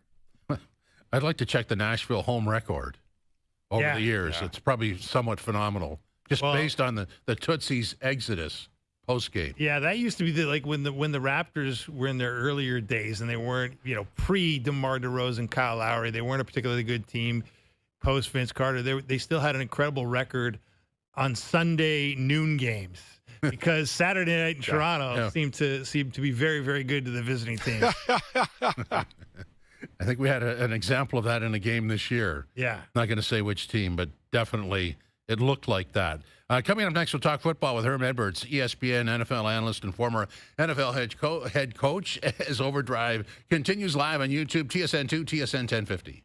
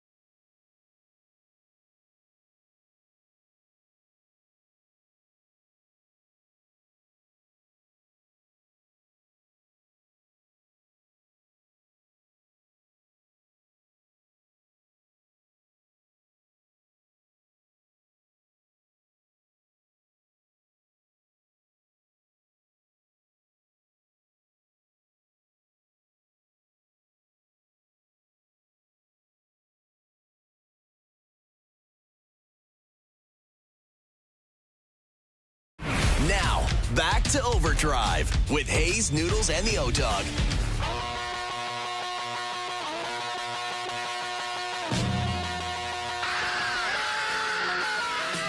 Say you want a revolution. Well, you know, we all want to. Now that's an intro song. That is an intro song. Too bad. Top of the list. Jim Taddy, Dave Feschuk from the Toronto Star in studio, Strutty in his man cave. Overdrive is brought to you by FanDuel, bringing you everything from the opening line to the final score. Football tonight, Edmonton and Ottawa, TSN 1 and 5, 7 o'clock pregame, NFL preseason, Minnesota, Tennessee, TSN 2 at 8 o'clock. And let's dive into some football now. Herm Edwards is here, former NFL head coach, NFL analyst. Herm, welcome. How are you? I am well, like everyone else. Trying to evaluate these teams. A lot of young quarterbacks have come into the league, and I think it's good in this sense that a lot of them have played well. Now, some of them might not start, it's according to where they're at and what the coach thinks. But when the quarterback play is good, obviously it's better football to watch. And I think there's a slate of them now, these young ones that come in, either they're a rookie this year or they're a first-year player, that really have played well. So that's going to kind of be fun to watch as the season goes on. Yeah, I totally agree. And the learning curve's a lot faster. I mean, there was a time where you had the clipboard for a number of years in the sideline. These guys jump right in, don't they? Yeah, they do. And, a lot of these offenses are mirrored from college to pro football. It used to be you ran a certain offense in college and you ran this kind of offense in the NFL, but now it's these quarterbacks are running the same offenses that they run in college. They're running in pro football too. And the one that really kind of popped out for me was when I watched Chicago play and Caleb Williams. All of a sudden, Ben Johnson goes from Detroit, division where he was the coordinator, and he goes to Chicago, and all of a sudden, Caleb Williams looked like a different guy. I was like, that's interesting, Didn't surprise me, but just things like that, when you watch it, you go, well, okay, that's Caleb Williams. Because I remember him in college. We played against him when I was at Arizona State, and because I had Jayden Daniels, and he has as much talent as Jayden does. It's just last year he was all over the map, but now all of a sudden he's in an offense with a coach that's coached the quarterback well, and he's going to play well for him this year. Hey, Herm, you mentioned Ben Johnson, the offensive coordinator from the Lions, who's off to Chicago as the head coach. The host here, who you're just speaking to, Mr. Taddy's a big Lions fan, and he's got a big concern that a team that is gutted of its assistant coaches and its two main coordinators is going to have a real step back year. I mean, in your experience, how is this going to affect the Lions, and can they overcome it? Well, I think they got a good football team. They do. Now, it was a head scratcher in the playoffs, right? When you're at home and you play a rookie quarterback and they come in there and they kind of like, oh boy, it didn't end well, right? So they had to deal with that all year. But I think that they'll be okay. Aaron went to the Jets. Aaron at Glenn played for me when I was at the Jets, and Ben went to Chicago. But I think, look, I think the division is better. I think Minnesota will be better this year. Green Bay is Green Bay. They always seem to play well. So, and Chicago's going to be better, but I think Detroit is still a good football team. They still got good players. Today there was a trade made by San Francisco to bring in Robertson. So how does he fit in beside McCarthy and or McCaffrey, I should say? How do they all fit together and get touches? Yeah, that's going to that's the deal. How do you get them touches? And it's on paper it looks good, but when the game starts, obviously, how do you get them all rotated in there? And San Francisco, their deal is they're beat up. I mean, wow, they got a lot of guys hurt, especially at the receiver position, right? And so, they got to get through that. But they've had a string of injuries where it's really, really, really hurt them. And so now the good thing for them, when you look at the schedule weighs in their favor. Not a really tough schedule. It's okay. They can manage it, but still losing key players, especially on that side of the ball offensively, some of these receivers, that's going to hurt them a little bit.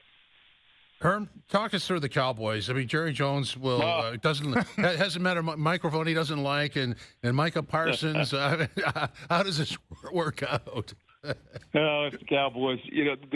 Jerry is like the Barnum and Bailey, the circus, right? Yeah.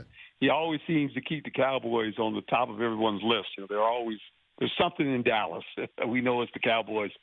And, it's funny because Jerry knows, and I don't know who Michael Parsons' agent is, but, you never know who's saying what. But, like, if he doesn't have that guy on defense, it's going to be a long year for the Dallas Cowboys. I mean, he's a game wrecker. I mean, you got to every play offensively, you got to figure out how we're blocking the guy and where is he at, right? And they open up in Philly on Thursday. They open it's always the Cowboys. They open up the season in Philly on Thursday.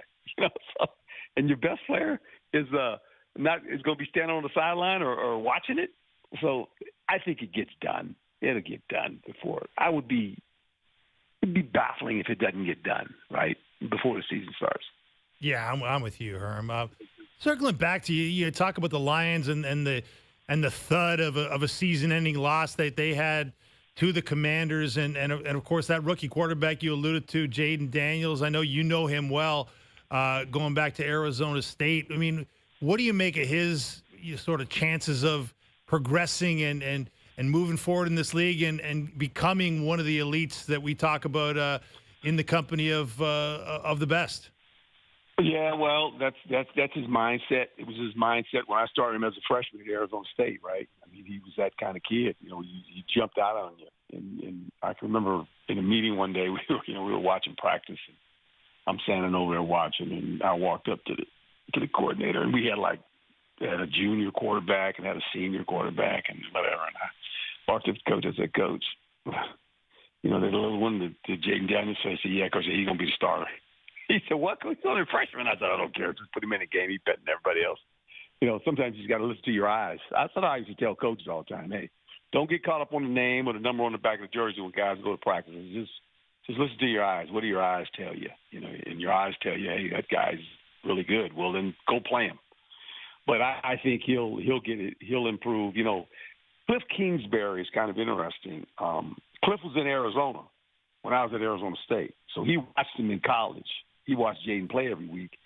And Cliff Kingsbury actually played for me when I was with the Jets. So I know Cliff pretty well. So he had already watched him in college, so it was an easy fit when he went to Washington as the offensive coordinator to build the offense around Jayden. Herm, I'm a Giants fan, and I hate to say this, but man, he's a good quarterback. I love watching him play, and we don't quite have that with New York just yet. Flipping over to another young quarterback who didn't get to play last year in Minnesota with J.J. McCarthy. What can he and his teammates, and specifically, I guess, Jefferson, expect from a guy who missed a whole year last year? Well, I think he's going to play well. I do, and the quarterback is kind of funny. I know all these guys. The head coach there was the quarterback at San Diego State, and he played with my son.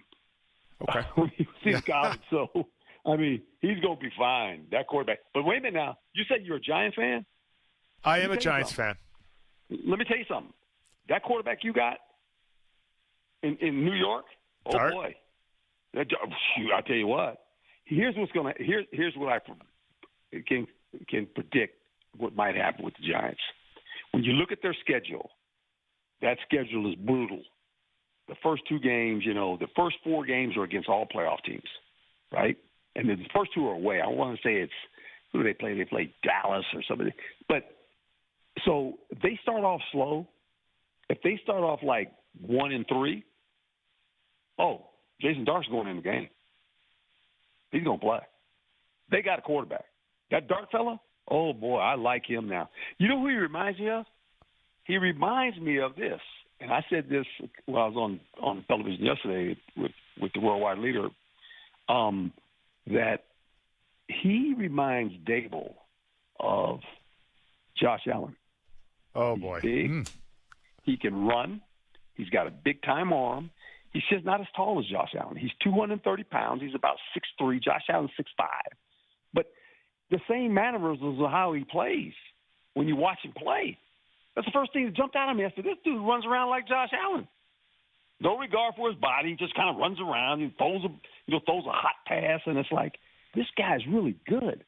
So, Russell Wilson's there. I get it. He's going to, get him into the season. But if this thing kind of turns bad, and I know it, I had to do that when I had Vinny Testaverde and Chad Pennington.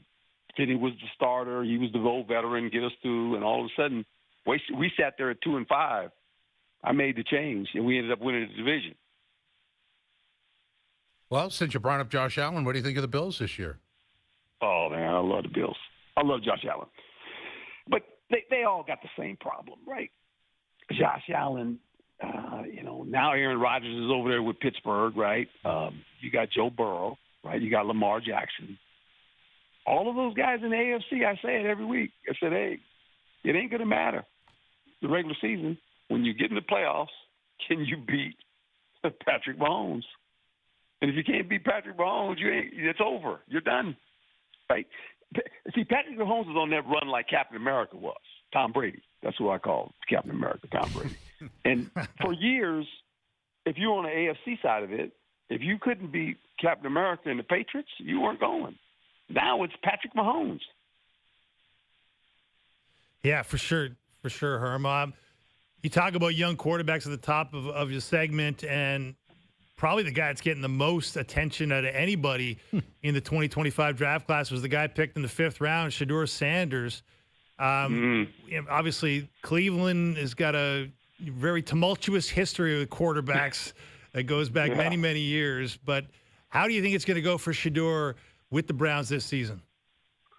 Well, look, and all of a sudden, in that division, you got 2 quarterbacks that are 40 years old.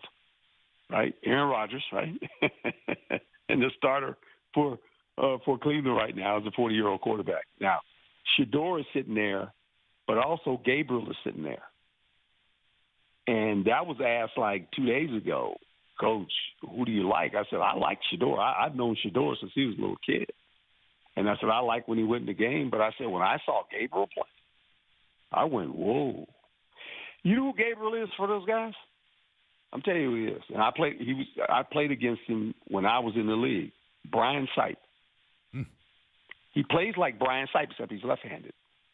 Got the same height, the same mannerisms. I mean, Brian Sipe could run around a little bit, but he wasn't a runner. But he was very accurate, played in the pocket, kept the offense on schedule. And I watched him in that preseason game, and I was like, whoa. He made some throws where you just go, man, okay, now I see. So it'll be interesting in Cleveland, right, what they do and how the season starts for them too, because if they falter a little bit, they'll have to get one of those young guys in. What do you look at with the Joe Burrow and his club, the Bengals? Have they done enough to get into the postseason with some of that talent they have? Well, they got talent on offense. They can score 30, but the problem was the defense couldn't stop anybody, right? Right. And I think what they've done, they've done some things defensively to try to get better. But yeah, Joe Burrow is another one. He's what are you gonna say? If you got him, you sleep good on Saturday night when you're the coach because you got a quarterback. But he's fabulous, and I think their offense is big time. They can throw it, they can run it. Defensively, can they hold up? That's going to be the key. Can it not be a shootout every time he has to play? Does he have to score 30 every week? That's too hard. So, Herm, Eric Dickerson claimed that the NFL told teams not to draft Sanders. What's that all about? I don't understand that story. Well, you know what? I don't know that. I think this is what happened. Okay. Because of the fact that, he's kind of, all right, I shouldn't say flamboyant, but when you look at him, how he presents himself, right? Nothing wrong with it. If you're a receiver, if you're a running back, if you're a defensive back, everybody says, But when you're the quarterback, it's like, what are we doing here, right? And that had something to do with it. Trust me. It had something to do with it. But now, he is where he's at, and he's going to be a good player. But he's in a spot where as I said, I thought, like, when they got him, I went, okay. And I didn't know a lot about Gabriel. I watched him a little bit. But then when I watched him in the preseason, I went, man, that guy's good. And I said this. I said this yesterday when I was on television. I said, look, if I had to play Gabriel or Sanders right now, I might go Gabriel, the way he played. Right. The way he throws the ball. I mean, the way, cause the one thing about him, you know, the thing about offenses is this. When you're the offensive coordinator, you want the train to be on schedule. You want the quarterback to play within the framework of the schedule of the offense. And when you do that, you know, you could call plays, and you know we're going to stay on schedule. He'll keep us on schedule. When you have a quarterback that all of a sudden he's never on schedule, then it just throws your offense out of whack, right? You make some big plays, but they're in a lot of 3rd and 8s and 3rd and 10s because you mess around and, you know, you don't keep it on schedule because you don't complete balls. So that's the other way of looking at it as well. Hey, Herm, speaking of quarterbacks with famous family names, a lot of attention on Arch Manning down at the University of Texas. And now there's all this talk about, hey, he might not come out after 1 year this year. His grandfather apparently has been quoted in a Texas magazine saying he's going to stay at Texas for beyond this season. Now with the NIL money, apparently he's a very well-paid young athlete playing college sports. What do you make of this, and what can we expect? Boy, you guys called me the right week because you know where my girls go to school? Austin? Texas. Right. Texas. I got 2 of them at the University of Texas. Wow. and they both work for the football team. I was just at practice 3 days ago. Nice. I was talking to him 3 days ago on the field when he was practicing. How do you look? I tell you what, oh boy, he's really good.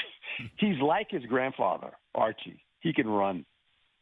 You know, he's just like, I mean, it's unbelievable. And Archie played for the Saints all those years. Got beat up, but was a really good quarterback. But he's big, he's strong, very accurate, a lot of poise. He has a presence about himself too. He has a really good presence about himself when you watch him. But he's going to be fun to watch now. And you're right, the NLI money, you can stay in college. You know, you don't have to leave. You're getting paid. I mean, what am I leaving? I'm enjoying this. You know, I mean, pro football. I mean, I'll get there. But whenever he decides to go, you take him. You don't even blink. You just pick him and say, "Let's go." Guaranteed, right? Yeah. Oh, yeah. He's really good. I mean, he is really good. Really good. Herm, thanks very much. Enjoy your weekend. My pleasure, man. Thank you. Thank you. Herm Edwards, ESPN NFL analyst and former NFL head coach. Some interesting stuff there. A lot of topics. A lot of quarterback talk. Jackson Dart? Like Josh Allen? Yeah, I was like, gonna are say. you kidding me? I almost left guys and run right out to the bar. Like, that's incredible. Like, if he's even close to that guy.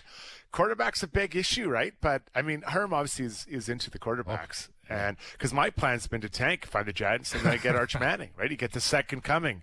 But he can run. Eli couldn't run. We'll explore that as we move along. Got some baseball talk at the top of the hour. OverDrive live on YouTube, TSN2, TSN 1050.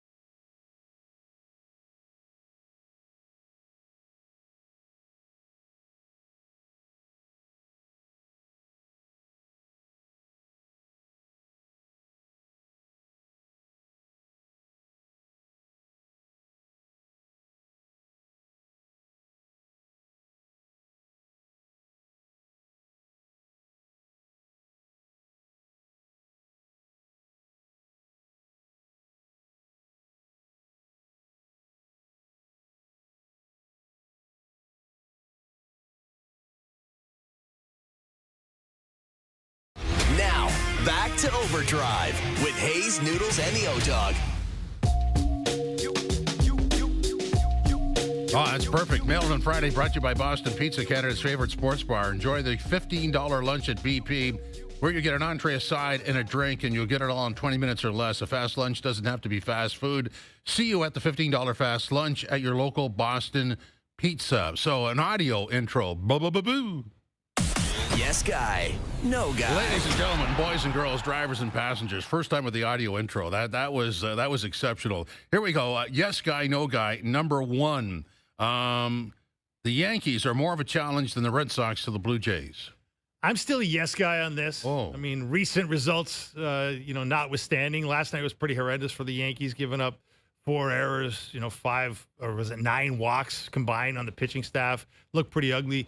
But they're mashing, man. Like they didn't hit last night, but they are hitting home runs like nobody else hits home runs, and that's what makes them scary, right? Especially as has been pointed out a few times on this station, the Jays starters' one weakness, if they have one, is they give up a lot of home runs as a group, and you just would hate to see, the Blue Jays matched up against the Yankees, and the Yankees going yard on them in quantity, which could be the difference. I mean, that's the worst nightmare of the Blue Jays fan, I think, Struddy. Yeah, I really like your point there. And just to be opposite, I'll go no guy. And I don't think that you can beat yourself like the Yankees do in the playoffs. We've seen too many times the errors, the way they throw the ball around, sailing it over the first baseman. I think that as pressure ramps up in competition, those things are more likely to come out or be exposed. So, you make really good points, Feschuk, with those home runs, but you kill yourself. I think the Blue Jays will take advantage. Yeah, I'm going to go no guy. And Dave, you made some excellent points, but no guy. And I concur with Steve Phillips, who went on SportsCenter and said the Red Sox posed the bigger threat because of their pitching. And Steve hates the Yankees. Well, yeah, of course. But he made the excellent point. As he was talking about the threat from both, he did reiterate that the Jays are better than both. Yeah. Which is a nice way to end that segment. All right, we'll grind on with hour number 3 on TSN 2, TSN 1050, and live on YouTube.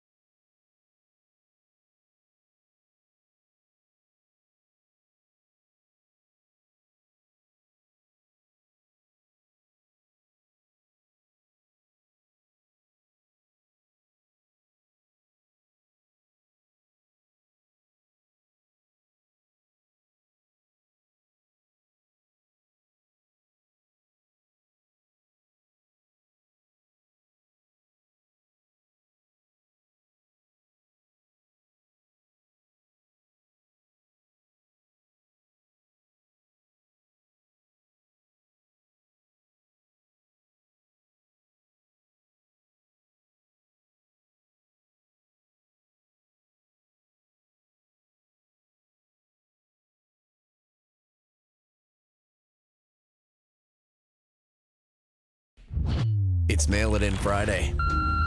Yeah, hi, it's Bill Lumberg again. Yeah, it isn't a half day or anything like that. This is OverDrive. It's not that I'm lazy. It's that I just don't care. With Hayes, Noodles, and the O-Dog on TSN 1050.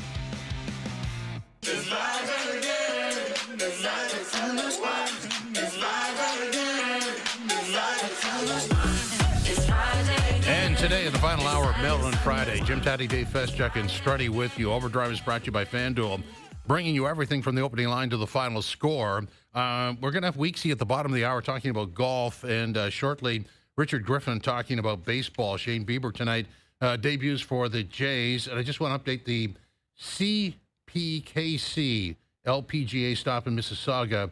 Aki Iwai has the lead through the second round at 9 under. Brooke Henderson had a better day today, finished at 5 under, sits at 5 under for the tournament, and at T6. And Deng, the 15-year-old, she was, 2 over today?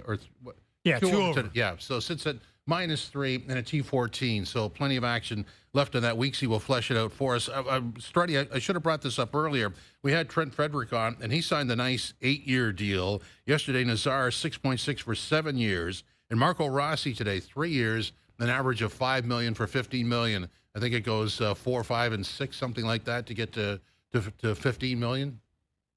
Yeah, obviously, it seems a bit of a dicey negotiation from from a distance at least, and now the Minnesota's in a little bit different position with the money that's come off the books with the 2 guys they bought out, Parisi and company. So now they have a little bit more money to work. But they still have some other big deals to kind of work out in the future or coming on the books. I like Marco Rossi. I think that he's a guy that can continue to grow as a player and get more points, but they need as much talent as they can in that top 6, and he's one guy they have there done. It just seems that for the RFA category, the comparables aren't as etched in stone as they are for the UFAs. There's different ground here, isn't there? Yeah, I mean, it's changed a lot, right? I mean, remember, years ago, you'd get your qualifying offer and they'd want to grind you down to nothing, and now that's they're pretty comfortable trying to lift guys up quickly on their second contract, that we saw with Chicago yesterday, yesterday with Nazar. So I think it's a little bit tricky. Then players have to decide: do I want to sign long term? Do I want to have shorter deals? Then even your point was Mal made earlier, Tats, that there's no more 8-year deals after this. So does that extra year make a difference to you? Do you want to have that security, or do you want to quote unquote roll the dice a little bit? So it's all a little bit up in the air, and I think each case is a little bit individual. But I think if I'm feeling really comfortable about a young player, I would definitely want to sign him as quick as I can to the longest deal possible, because that kind of locks in my costs. Now there's a risk, obviously. Sure. Is Nazar going to be worth $6.5 million moving forward? I think so, but there's always a risk. But most of them do come through, Feschuk. Yeah, you got to hope, right? I mean, and this is where you have to trust your executive team and your internal scouting. I mean, nobody should know your players better than anybody else in the league, right? You should have an intimate knowledge of what makes your guys tick, how driven they are to get better, what are the odds they're going to get better because of that. That's the judgment call you have to make as an organization, and sophisticated, good organizations have a pretty good batting average on that. But this Marco Rossi one is kind of intriguing to me, because this is a guy who was, at times I think demoted down to the 4th line, for the Wild. There's been some contention about where he should be in the lineup, and now they give him a 3-year deal at some pretty good money. Again, it comes down to your trust of Bill Guerin's judgment of the situation that this guy is going to produce at that level. Yeah, when you look at, I think that the risk is always the term. It's not the number, right? So 3 years on him at $5 million. This isn't going to kill you, right? If you go longer on a player and it doesn't work out, now you got a big problem. So, no, but if you got $5 million guys on the 4th line, that's not optimal. Yeah, but I think he was north of 50 points, wasn't he? Yeah, I don't see him as a 4th liner. I mean, I guess maybe there was sometimes he wasn't there, but I see him as a 50-plus point player, and I think that for $5 million, if you get 50 points on a year, maybe he wasn't his best. I think you're pretty satisfied as an organization. It is interesting, with the different sort of currencies, length of deal, term, and dollar figure. And some of these guys were rumored to be trade bait because they thought there'd be trouble. Certainly Rossi was. And you go back to when we broke after July 1st, there was supposed to be another wave of a free agent frenzy that never really happened. Haven't seen it. There was supposed to be RFAs that were moved and traded that really hasn't happened. Quiet. It's been you said it. It's been a quiet summer. I guess there are shoes that will drop eventually. I guess a lot of GMs are out there playing golf, Struddy.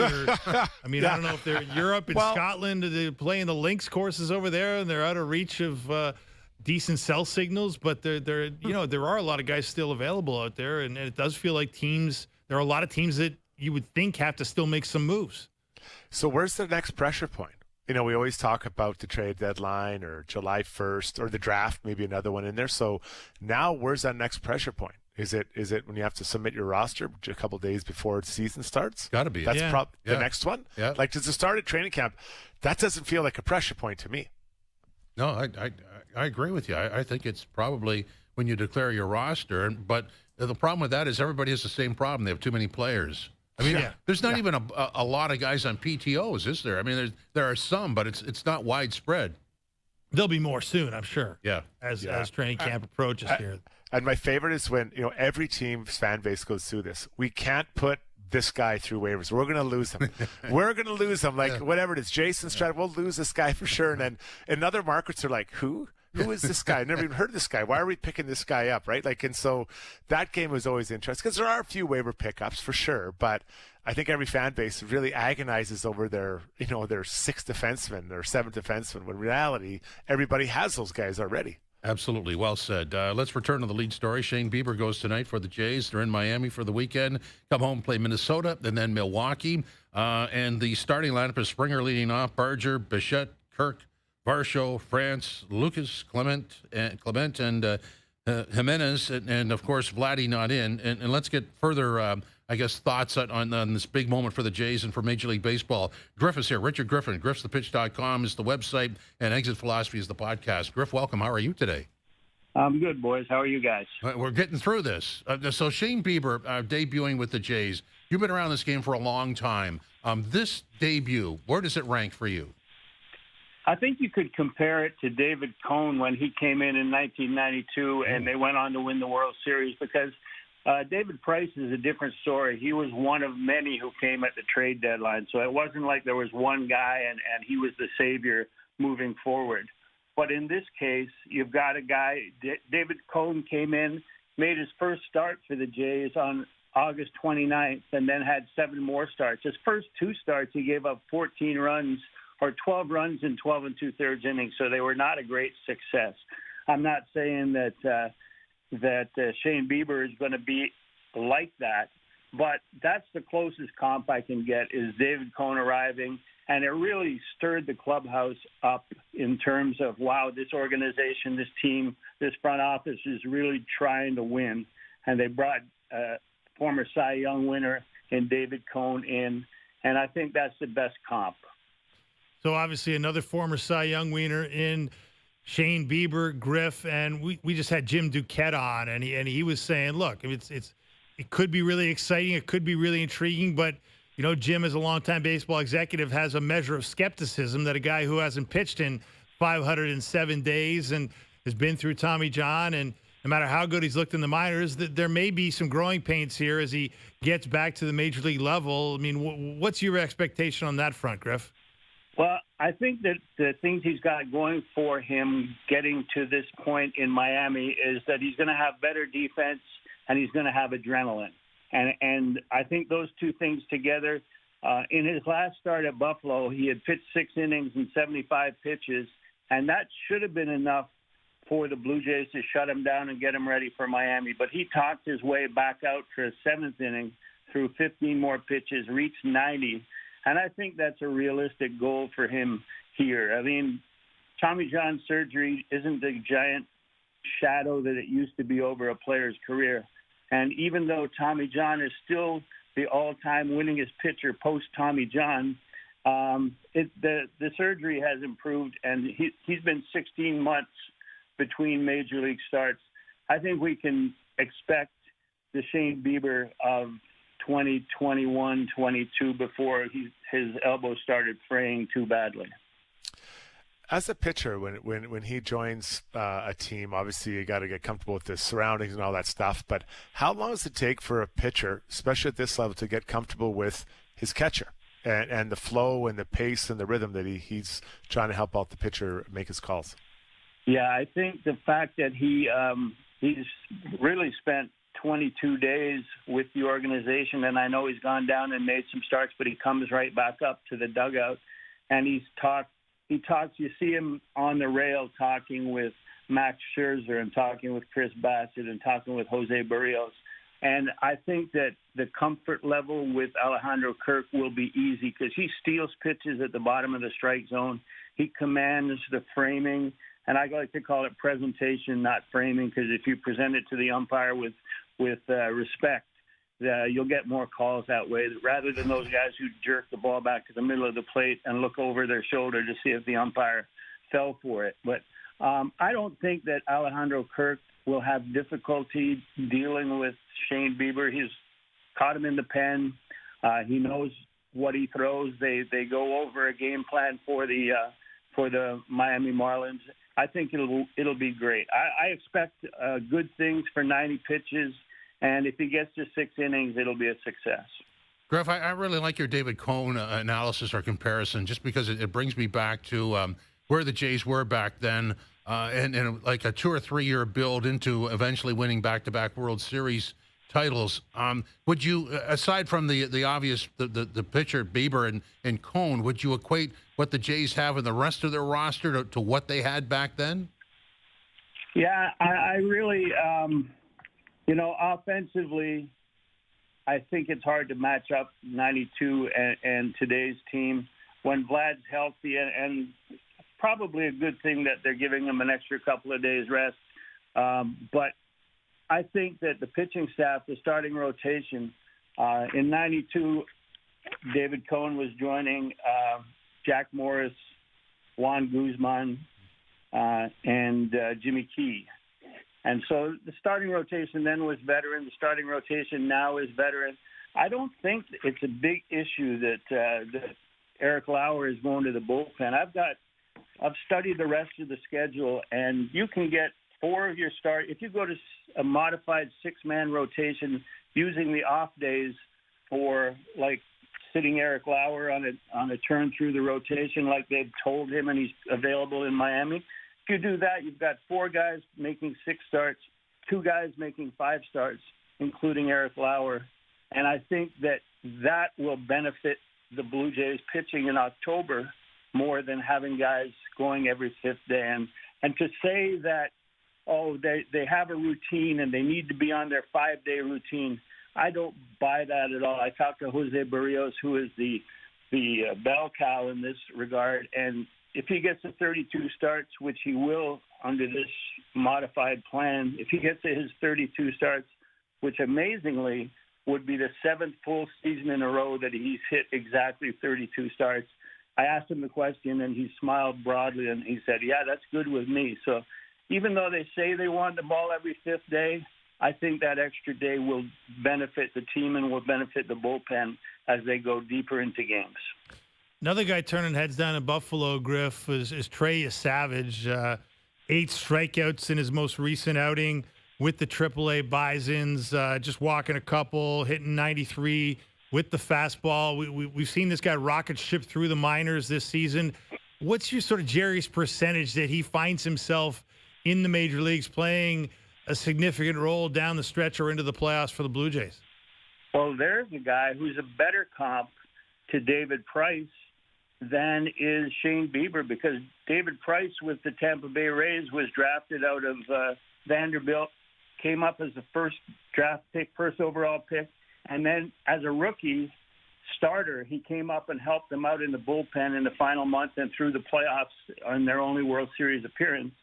And there's a better comp. I think Yabich has a chance to be that guy who can come up and log some innings in the postseason, when we've all seen for the last 15, 20 years that the bullpens become ever more important the deeper you go into October. So he could be that guy who comes in a big situation, they need him for more than 3 outs, and he goes out there and he has great stuff and is able to get the strikeouts or ground balls, and that's a better comp to David Price. Outside of the starters going longer, how about the bullpen? Is there something tactically that the Schneider and the pitching coaches can kind of help the bullpen with to get kind of feeling good about themselves as they head in deeper into this season in the playoffs? Yeah, Strud, that's probably the biggest concern for the Blue Jays heading down the stretch is the fact that Brendan Little, I don't know if he's just breathing or working on fumes, but his command of the strike zone, he needs hitters to chase, and the better teams that you face, the fewer chases you're going to get. So there's your number one left-hander, and if he can't throw strikes, if he can't get ahead in the count, that becomes a problem when it comes down to crunch time against the best teams. And Sir Anthony Dominguez, same thing. He has some command issues that he needs to iron out. Louis Varland, he goes right after hitters, which can be dangerous because he's given up a couple home runs. And I know Feschuk was talking earlier about home runs being the Achilles heel of this pitching staff, and that's pretty accurate. I mean, how often can you walk Justice or Judge. Aaron Judge? Yeah. How often can you walk Aaron Judge in the playoffs so that he doesn't damage you with a home run ball? And so the bullpen is an Achilles heel, and they're going to have guys step up their performance if they're going to go deep. Yes, the judge is Justice. Now, Griff, for context, you and I can remember when Tommy John had the surgery and then got the surgery named after him. So when we talk about Shane Bieber tonight, what are your expectations? I'm just looking for command and control, and obviously there's a pitch count. Well, they gave him the full allotment of starts on his 1-month injury rehab. I was surprised that he made that last start in Buffalo because I thought he was ready to go. But then that would have to do with the fact that they've got 5 legitimate starters, and they didn't really need him at that point. So the fact that they gave him that much time, the fact that he's had 16 months since Tommy John surgery, which they say 12 to 15 is how much a pitcher would need normally. So he's beyond that. And that extra month was taken working on his command at AAA in both the Guardians and the Blue Jays organization. So I think he's ready to throw 90 with command, throws 93, 94 miles an hour, and if he can locate it, then he should be. It'll be interesting to see because, like I said about David Cone, his first 2 starts were shaky because he was with a new organization and maybe was having trouble adjusting, and it was a shock to him going from the Mets to the Blue Jays. But in this case, there's been time to prepare. There's been time for Bieber to be ready, and I expect the best. Hey, Griff, we had Jim Duquette on. We were talking about a lot of things, and a point he brought up, at a moment like this, we're talking about pitchers and we're talking about hitters. We talk about players an awful lot. But when the playoffs arrive, we often start talking about managers and managers' decisions and why did he pull this guy? Why didn't he pull this guy? And Duquette sort of gave the nod in his assessment of the American League. If he was sort of picking strategists in the dugout, he thinks A.J. Hinch may have an edge over his competitors. How do you sort of handicap the American League managers, and where does John Schneider fit into that hierarchy? Well, I think it also helps the guys who are standing beside you in the dugout. And I think that that helps John Schneider. I know that the fan bases in New York and Boston are not very high on their own managers, but I think you're right. A.J. Hinch is the best of that lot. But I think among the contenders that John Schneider might rank behind him, not close behind him, but between him and Aaron Boone and Cora. Well, what areas would you see that that he'd have to bridge that gap? What does he have to kind of not maybe rethink or just to reevaluate the way he's doing to kind of get closer to the top manager in the league? Well, I think that a lot of that has to do with your game planning, your pitching through the course of one game. You see the opposing lineup. You say, this is ideally how we're going to attack them with our pitching staff, with our left-handers.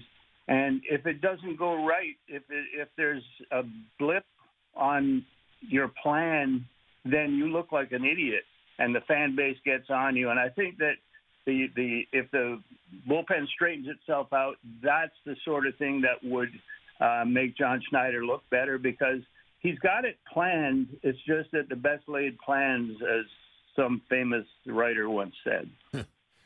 Let's go back to when we started this story in spring training. Santander was supposed to be a big factor. Obviously not. Will he come back? What's his status? Well, I don't think he'll come back and be any factor this year. But when you think about it, there are two things that saved the clubhouse for the Blue Jays and the fan base, basically. One of them was signing Vlad to a 15-year deal, and that became the face of the franchise. That showed the clubhouse that they were ready to compete, that they wanted to compete, they wanted to win now. And the other one was in the offseason trading for Santander. Nobody knew he was going to be hurt. Everybody knew that he hit 44 home runs, and that was an aspect of the game that the Blue Jays offense was missing. And the fact that guys like Nathan Lucas have stepped up and Miles Straw has surprised, that doesn't take away from the fact that they needed to make an off-season move. That was Santander. He's got 4 more years on his contract. So I think they're looking forward to next year and beyond to see what they have. Griff, we were making a little light of the fact that maybe the biggest factor tonight is how the Blue Jays conducted themselves in 2 free nights on South Beach heading into tonight's game against the Marlins. But you've been with the club on the road, Griff, and I don't know how many of these secrets you're saving for your memoir, your tell-all memoir of your life in baseball. But what's your experience with how teams actually handle a couple of free nights in a great city? Well, I was there in the last time that the Jays went to Miami. I was the PR guy, and they had a night off and a day off, so the same scenario. And it's at the Fontainebleau, or however you pronounce it. And there's a golf course on site. There's bars on site, but there's a giant pool, and everybody had their families there. So I think the families may be the savior of the sanity of the players in terms of getting enough rest and moving forward to the 3-game series. But I didn't have my family there, so I was a bit groggy for 3 straight days. I love it. But, that's an interesting part of baseball that you don't see in other sports, because the teams camp out in a city for 2, 3, 4 days. Their families will fly in and stay with them, essentially, for that time to see them, because a lot of the families don't move to the community they play in because they're never there. Yeah, it's a different. You're right. It's different even for the athletes traveling. I mean, you can even put your stuff in a drawer in a hotel room if that's the way you roll. But the families definitely on trips to Chicago, on trips to San Diego, West Coast, and New York, and especially Miami. They all fly in with young kids. I mean, most of these players are around 30 or in their 30s, so their kids are like around 10 years old. And it's a different experience. It's a different athlete, and I think that they will be ready to play tonight. I don't think there's too many of those wild livers anymore in the game. I'm a throwback to the 70s and 80s and 90s, and that was a different game back then. We call that old school, Griff. I mean, that's the way it was, right? Thanks very much, Griff. Appreciate it. All right, guys, enjoy. Richard Griffin, The Exit Philosophy is the podcast. GriffsThePitch.com is the website. So my experience has told me that in the old days, if you really wanted to know who enjoyed the road trip, you would watch how he fielded the ground ball. And if it went through his legs, he had a successful night the night before. It's that simple. That's a pretty good indicator. There's the famous Blue Jay moment that I'll tell you off microphone, where that was certainly backed up. Well, Strud, I mean, having lived most of my adult life, if you want to call it that, kind of walking through locker rooms, sometimes you can also smell it. Oh, yeah, absolutely. I mean, you know what, I got to say, when I played, there weren't many times, and I couldn't do it, right? I wasn't good enough to be able to go out the night before games, but there weren't many times where I saw guys go out the night before games. Now, if we played Saturday night and we didn't play again until Monday, it's a little different story, right? You're probably going out on that Saturday, especially if you come into a lot of those, like a Toronto. I mean, there's so many guys that are from that area, and all their buddies are around, like, come out, my buddies are here, and you're like, yeah, okay, I'll come for one, and then ends up being a pretty late night. But yeah, I think it has changed too. Like, social media has changed so much. You just, especially if you're not playing well. Everybody has a camera. Yeah, and everyone, I saw whatever player X, he was at the bar. It didn't seem like it cared that he lost tonight or whatever. And you got to give, sometimes players need a chance to blow off steam or get together as a team. And so I hear a lot more where teams are, renting out bars and they're with their family and friends and kind of having private parties, right? Where they're not going to bars as much because it's just, you can't hide. Up next, Bob Weeks talking golf. Mailed in Friday, brought to you by Boston Pizza, Canada's favorite sports bar. Enjoy a $15 lunch at BP where you get an entree, a side, and a drink, and you'll get it all in 20 minutes or less. A fast lunch doesn't have to be fast food. See you for a $15 fast lunch at your local Boston Pizza. OverDrive, TSN 2, TSN 1050, and live on YouTube.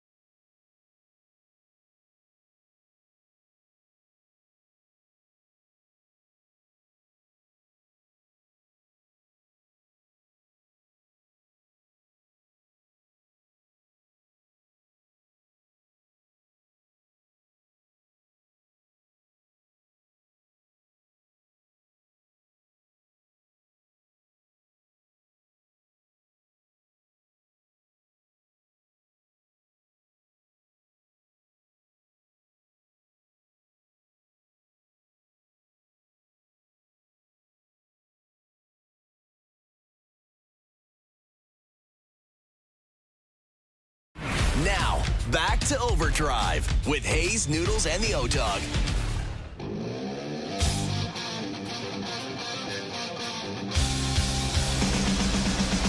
Overdrive. Jim Taddy, Dave Feschuk in studio, Strutty in the man cave.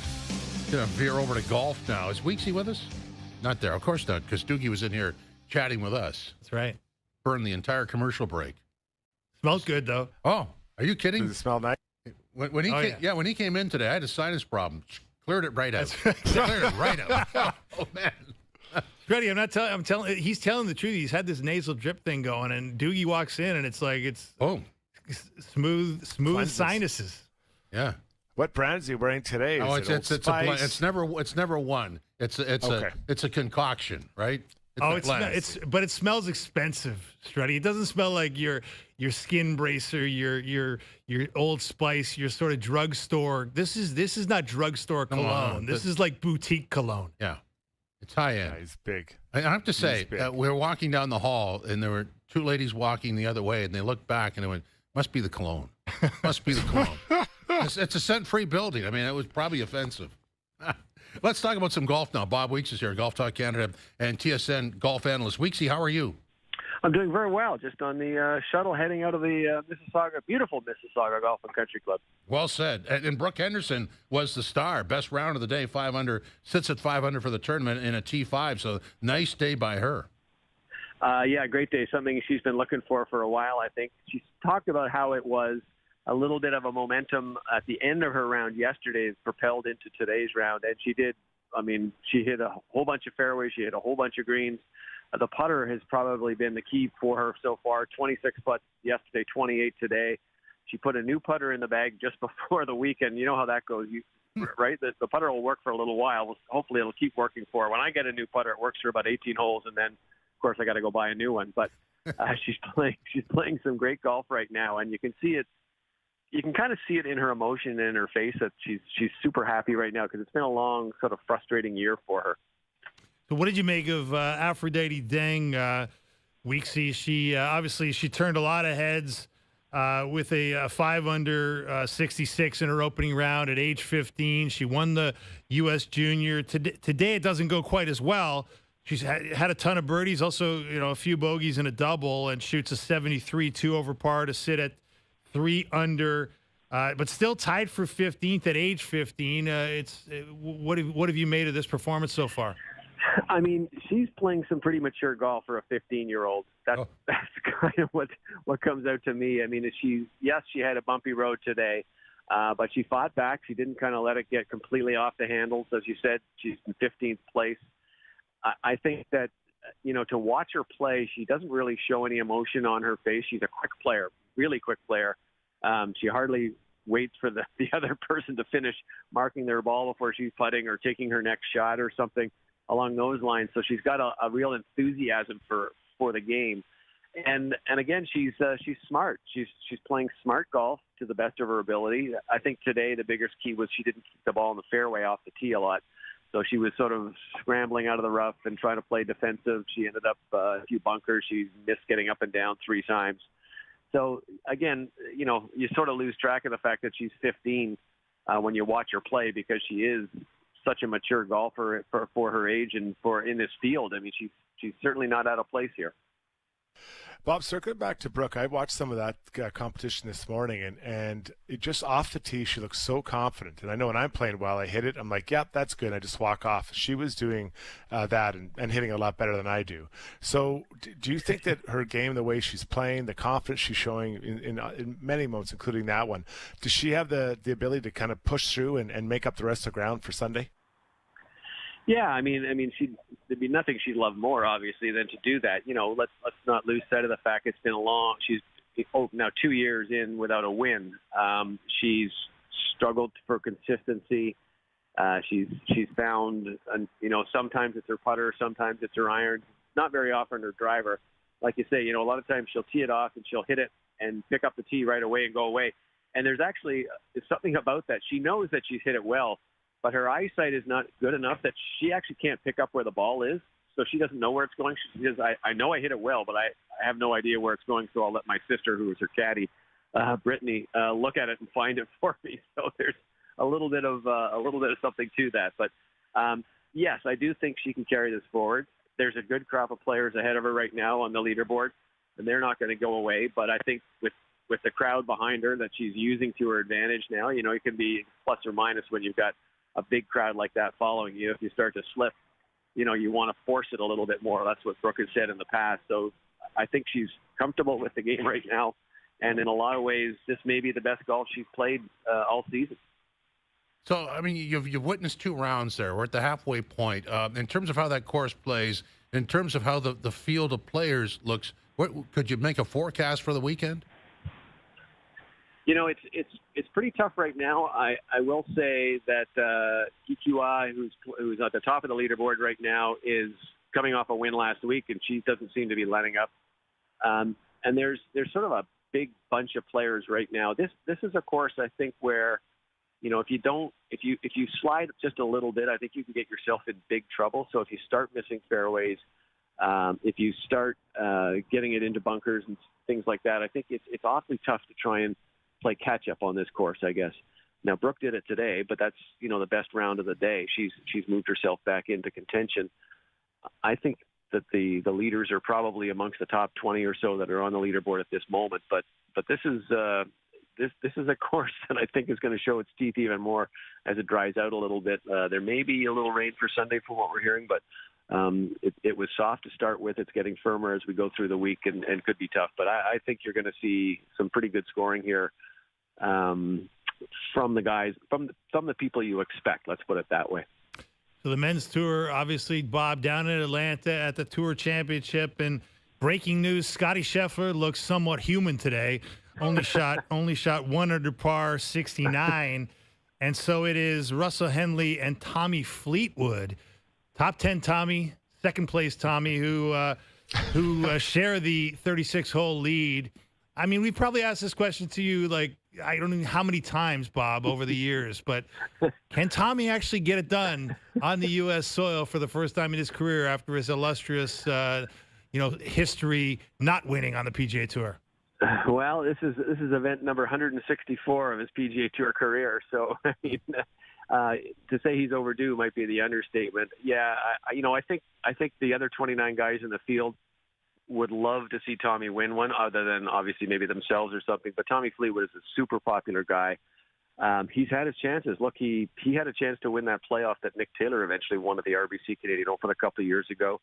He had a chance in Memphis a couple of weeks ago, and you could just kind of see him coming unglued down the stretch. So there's things that are in his golf bag, and there's things that are in his head that have been keeping him from winning on the tour. And I think that at one point it's going to happen. He's too good a golfer, and maybe this is the week. It would be kind of fitting, right? A guy who hasn't won in 164 starts, but he's your FedEx Cup champion. I think it would be kind of neat. 3rd and 4th in the last 2 playoff events. So some good stuff for Tommy Fleetwood. The only time they're not going to like him is probably in a couple of weeks when he's on the opposition for the Ryder Cup team. I would say that Scottie Scheffler gave it one of the best two-handed sand slammers I've ever seen. Man, he took his club and just dug it into the sand today. Very unexpected to see Scottie Scheffler doing that, but it goes to show you a little bit about what a perfectionist he is with his golf swing and his golf game. And I wish I could shoot a 1 under and be upset about it. That would be a really good feeling to have, I think. But I don't think he's gone away yet. He's 5 back. He was 4 back with 1 round to go last week, and he won. So don't count him out yet. Yeah, and Bob, that's where I want to take you. So, they've got some separation a little bit on that leaderboard, but, we saw -7 today, a -8, I believe. Is it too late for some of those guys, or maybe -3, -4, knowing the way the course is playing? Yeah, you'd have to put together 2 really spectacular rounds. It's not out of possibility, I guess, but I think you're going to look at some of those guys at the top. I mean, Russell Henley might be the most underrated PGA Tour player there is right now. The guy's won once and I think he had 9 top 10s this year. And I mean, he's in the top 10 in the world, and I don't know if a lot of people really know a lot about him. So he's a guy to watch. Obviously Tommy Fleetwood, as we talked about. You can go down the list here. I mean, there's not really any weak names in there, but I do think, at some point you're going to have to realize that, okay, I'm 8 back. How am I going to make that up? Unless I'm Scottie Scheffler. I think I'd love to see sort of maybe Scheffler and Henley and Fleetwood and a few of those guys who are up there battle it down the stretch and give us a good finish to the season, because that would be a nice conclusion for this event. And I'm sure Scottie Scheffler is sitting there going, I wish I had my 10 strokes from that starting strokes thing that they used to go with last year. So, the new format, I think, is proving, and it's only probably going to be a temporary one, but without those starting strokes, I think it's a much better competition. You've had lead changes. You've had a lot more people closer to the lead. So we'll see what happens as we get to Saturday and Sunday. But it's I think it's going to be a dogfight down the stretch. These guys are pretty good. Well, I'm glad you brought up the new format. So where are you on that? I mean, I guess I could be converted either way, but I didn't like the carryover thing because it just too much work to remember how it was. Yeah, I mean, you'd sit there and try to figure out. Okay, it's like wait coded. What does this guy score? Is he 800, 900? I can't figure it out. Or like if you were Russell Henley and you shot 61 and you're still 5 shots back of the lead, or something along those lines, it would be kind of a kick in the teeth.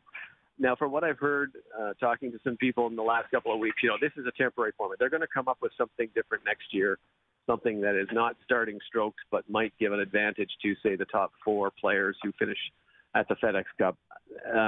There's a lot of minds thinking on this, and that might be a bit of a problem because of that. But I think by this time next year, you'll see a different kind of format, maybe match play. TV doesn't love match play because it can end quickly, or it can be with two players who aren't, let's say marquee players. So they'll figure something out, and hopefully they'll have it in place before next year. Hey, Bob, you talk about the pressure on Tommy Fleetwood to finally get it over the line, but if I'm sort of handicapping this field, it feels like nobody is more stressed at the Tour Championship than Keegan Bradley, who's, he's at -6. He's 7 shots off the lead, but he's sort of like the guy under the microscope because he is the Ryder Cup captain for the United States. He sits in 11th place in the Ryder Cup standings. Of course, the first 6 guys in those standings get automatic bids to the team, and it's the captain's job to pick the next 6. And he has called, the decision whether or not he should be a playing captain or just a captain and pick 6 guys, not including himself, the biggest decision of his life. What do you make of all the hand-wringing here, and how do you think it's going to turn out? Well, he's in an awkward place, and most of the guys who are in that first top 6, and some of the ones that are, more or less locks for the rest of it are saying, you've got to have him on that team. 1, he's playing great, and 2, he is like a feisty guy that goes well in these kind of competitions. That's probably why they named him as the captain. On the other side is, I think it's too big a job to be the captain and to play on this team. I mean, I know Tiger did it at the President's Cup a few years ago, but the last guy in the Ryder Cup was Arnold Palmer right back in the 60s. So it's a big job. Now he's got a pretty good group of assistant captains, including Jim Furyk, who has been a captain before, which is always good. But I don't know. I think this he's going to have a hard time turning this down, just because I think the other players see him as an asset more as a player than as a captain. So we'll find out next week when he makes his picks, and I'd be surprised if he didn't pick himself. Bob, whose decision is that? Solely his decision, or is that kind of a group choice with maybe some of the other assistant coaches? At the end of the day, it's totally up to him. But I can assure you, he's going over it with all sorts of people, and I mean, he's looking at it with his captain's assistants. He's looking at it through the analytics department. The guys, they have deep research on all the players, and sometimes it's someone you pick someone who pairs up. They might not be the best player, but they pair well. I mean, Scottie Scheffler and Sam Burns are great friends, and they play great golf together. So that might be a reason why Sam Burns gets picked, other than the fact that he's had a pretty good season. But those are the kind of decisions that have to be made. But it's totally up to Keegan Bradley at the end of the day. He's the guy who's got to make the phone call, and I guess he's going to call himself and tell him he's on the team. I don't know, but I'd be surprised. I'd be surprised if he wasn't among the 6 named guys. And it wouldn't hurt for him to have a good finish this week. That would boost him up a little bit. Bob, thanks very much. Appreciate it. Okay, take care. Bob Weeks, Golf Talk Canada, TSN golf analyst, covering the CPKC at Mississauga, and of course the Tour Championship. Tons going on. I tell you what, Rory has set up this beautifully, because Rory to plant the seed that he could never be the playing captain of the European team, and he's been asked, and he would never even try it, I think is added to the stress of Keegan Bradley, Struddy, because all the Europeans are saying, you'd be crazy to do that. And yet, as Bob points out, it probably makes sense for him to pick himself because he is a fiery guy who's performed really well in these team events, but it seems like in some ways he can't win unless they win. This is what I think. I think that it's hard to be responsible for your own game and everyone else's game at the same time. I think it's a lot to ask. So if it was me, I would remove myself from playing, even though I want to play.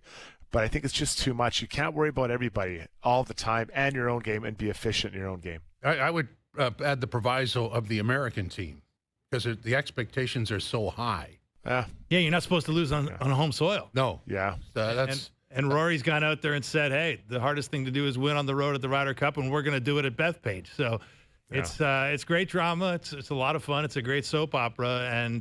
But I'm on the other side of it, Struddy. Like, I think he knows deep in his heart he's one of the, he should be one of the guys as a competitor. He knows he would add to the value as a player more than he would as a captain. And I think that's why he's in a really tough spot. Yeah, the energy for do that for that long, watching everybody else, making those choices, late night decisions, and playing with energy. He's not Tiger Woods. That's true. Who is? Nobody is. Well, who knows how much sleep Tiger was actually getting there. So at that time, so who knows? Another show. Mail it in. I got to do this. Mail It In Fridays brought to you by Boston Pizza, Canada's favorite sports bar. Enjoy a $15 lunch at BP where you get an entree, a side, and a drink, and you'll get it all in 20 minutes or less. A fast lunch doesn't have to be fast food. See you for a $15 fast lunch at your local Boston Pizza. Best bets are next. OverDrive continues live on YouTube, TSN 1050, TSN 2.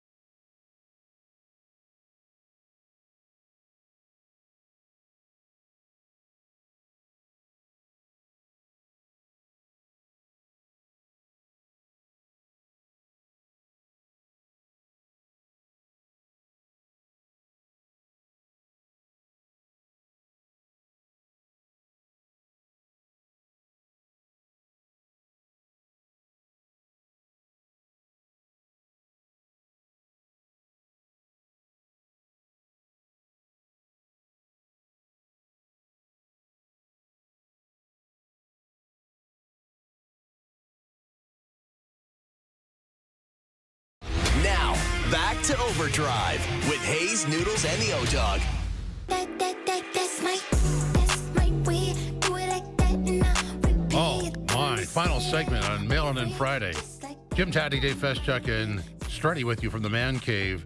Today's best bets are powered by FanDuel. Make your picks and assemble a same-game parlay in seconds on the FanDuel Sportsbook app. Doogie, what do you have? Anything surgical? All right, fellas. Bieber fever has landed in Toronto.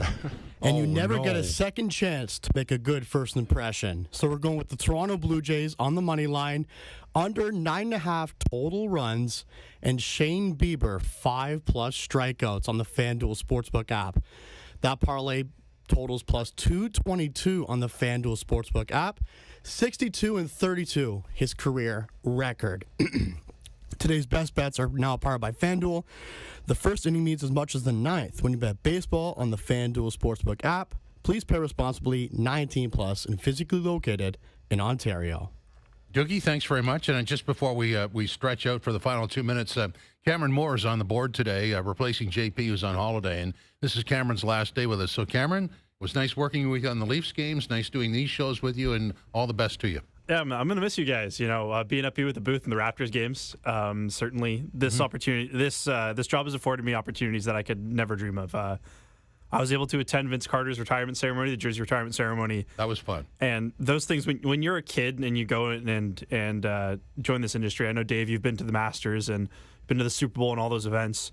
When you're a kid, you want to get in this industry, you think of those events and being able to work alongside the athletes that I've had, the hosts that I've had, Doogie next to me, Owen as well, made tremendous friends. And it's just been a great opportunity to work for a company that I watched growing up as a kid. So it's been an honor, and I'm excited for my new opportunity. Well said, and congratulations to you on your new opportunity. And what he said there is absolutely true. Attending those events that we all go to, what an honor that is. Well, congratulations, Cam. Yeah. Other than the fact that the Vince Carter retirement ceremony was a disgrace to the Raptors organization. I wish you all the best. Jeez.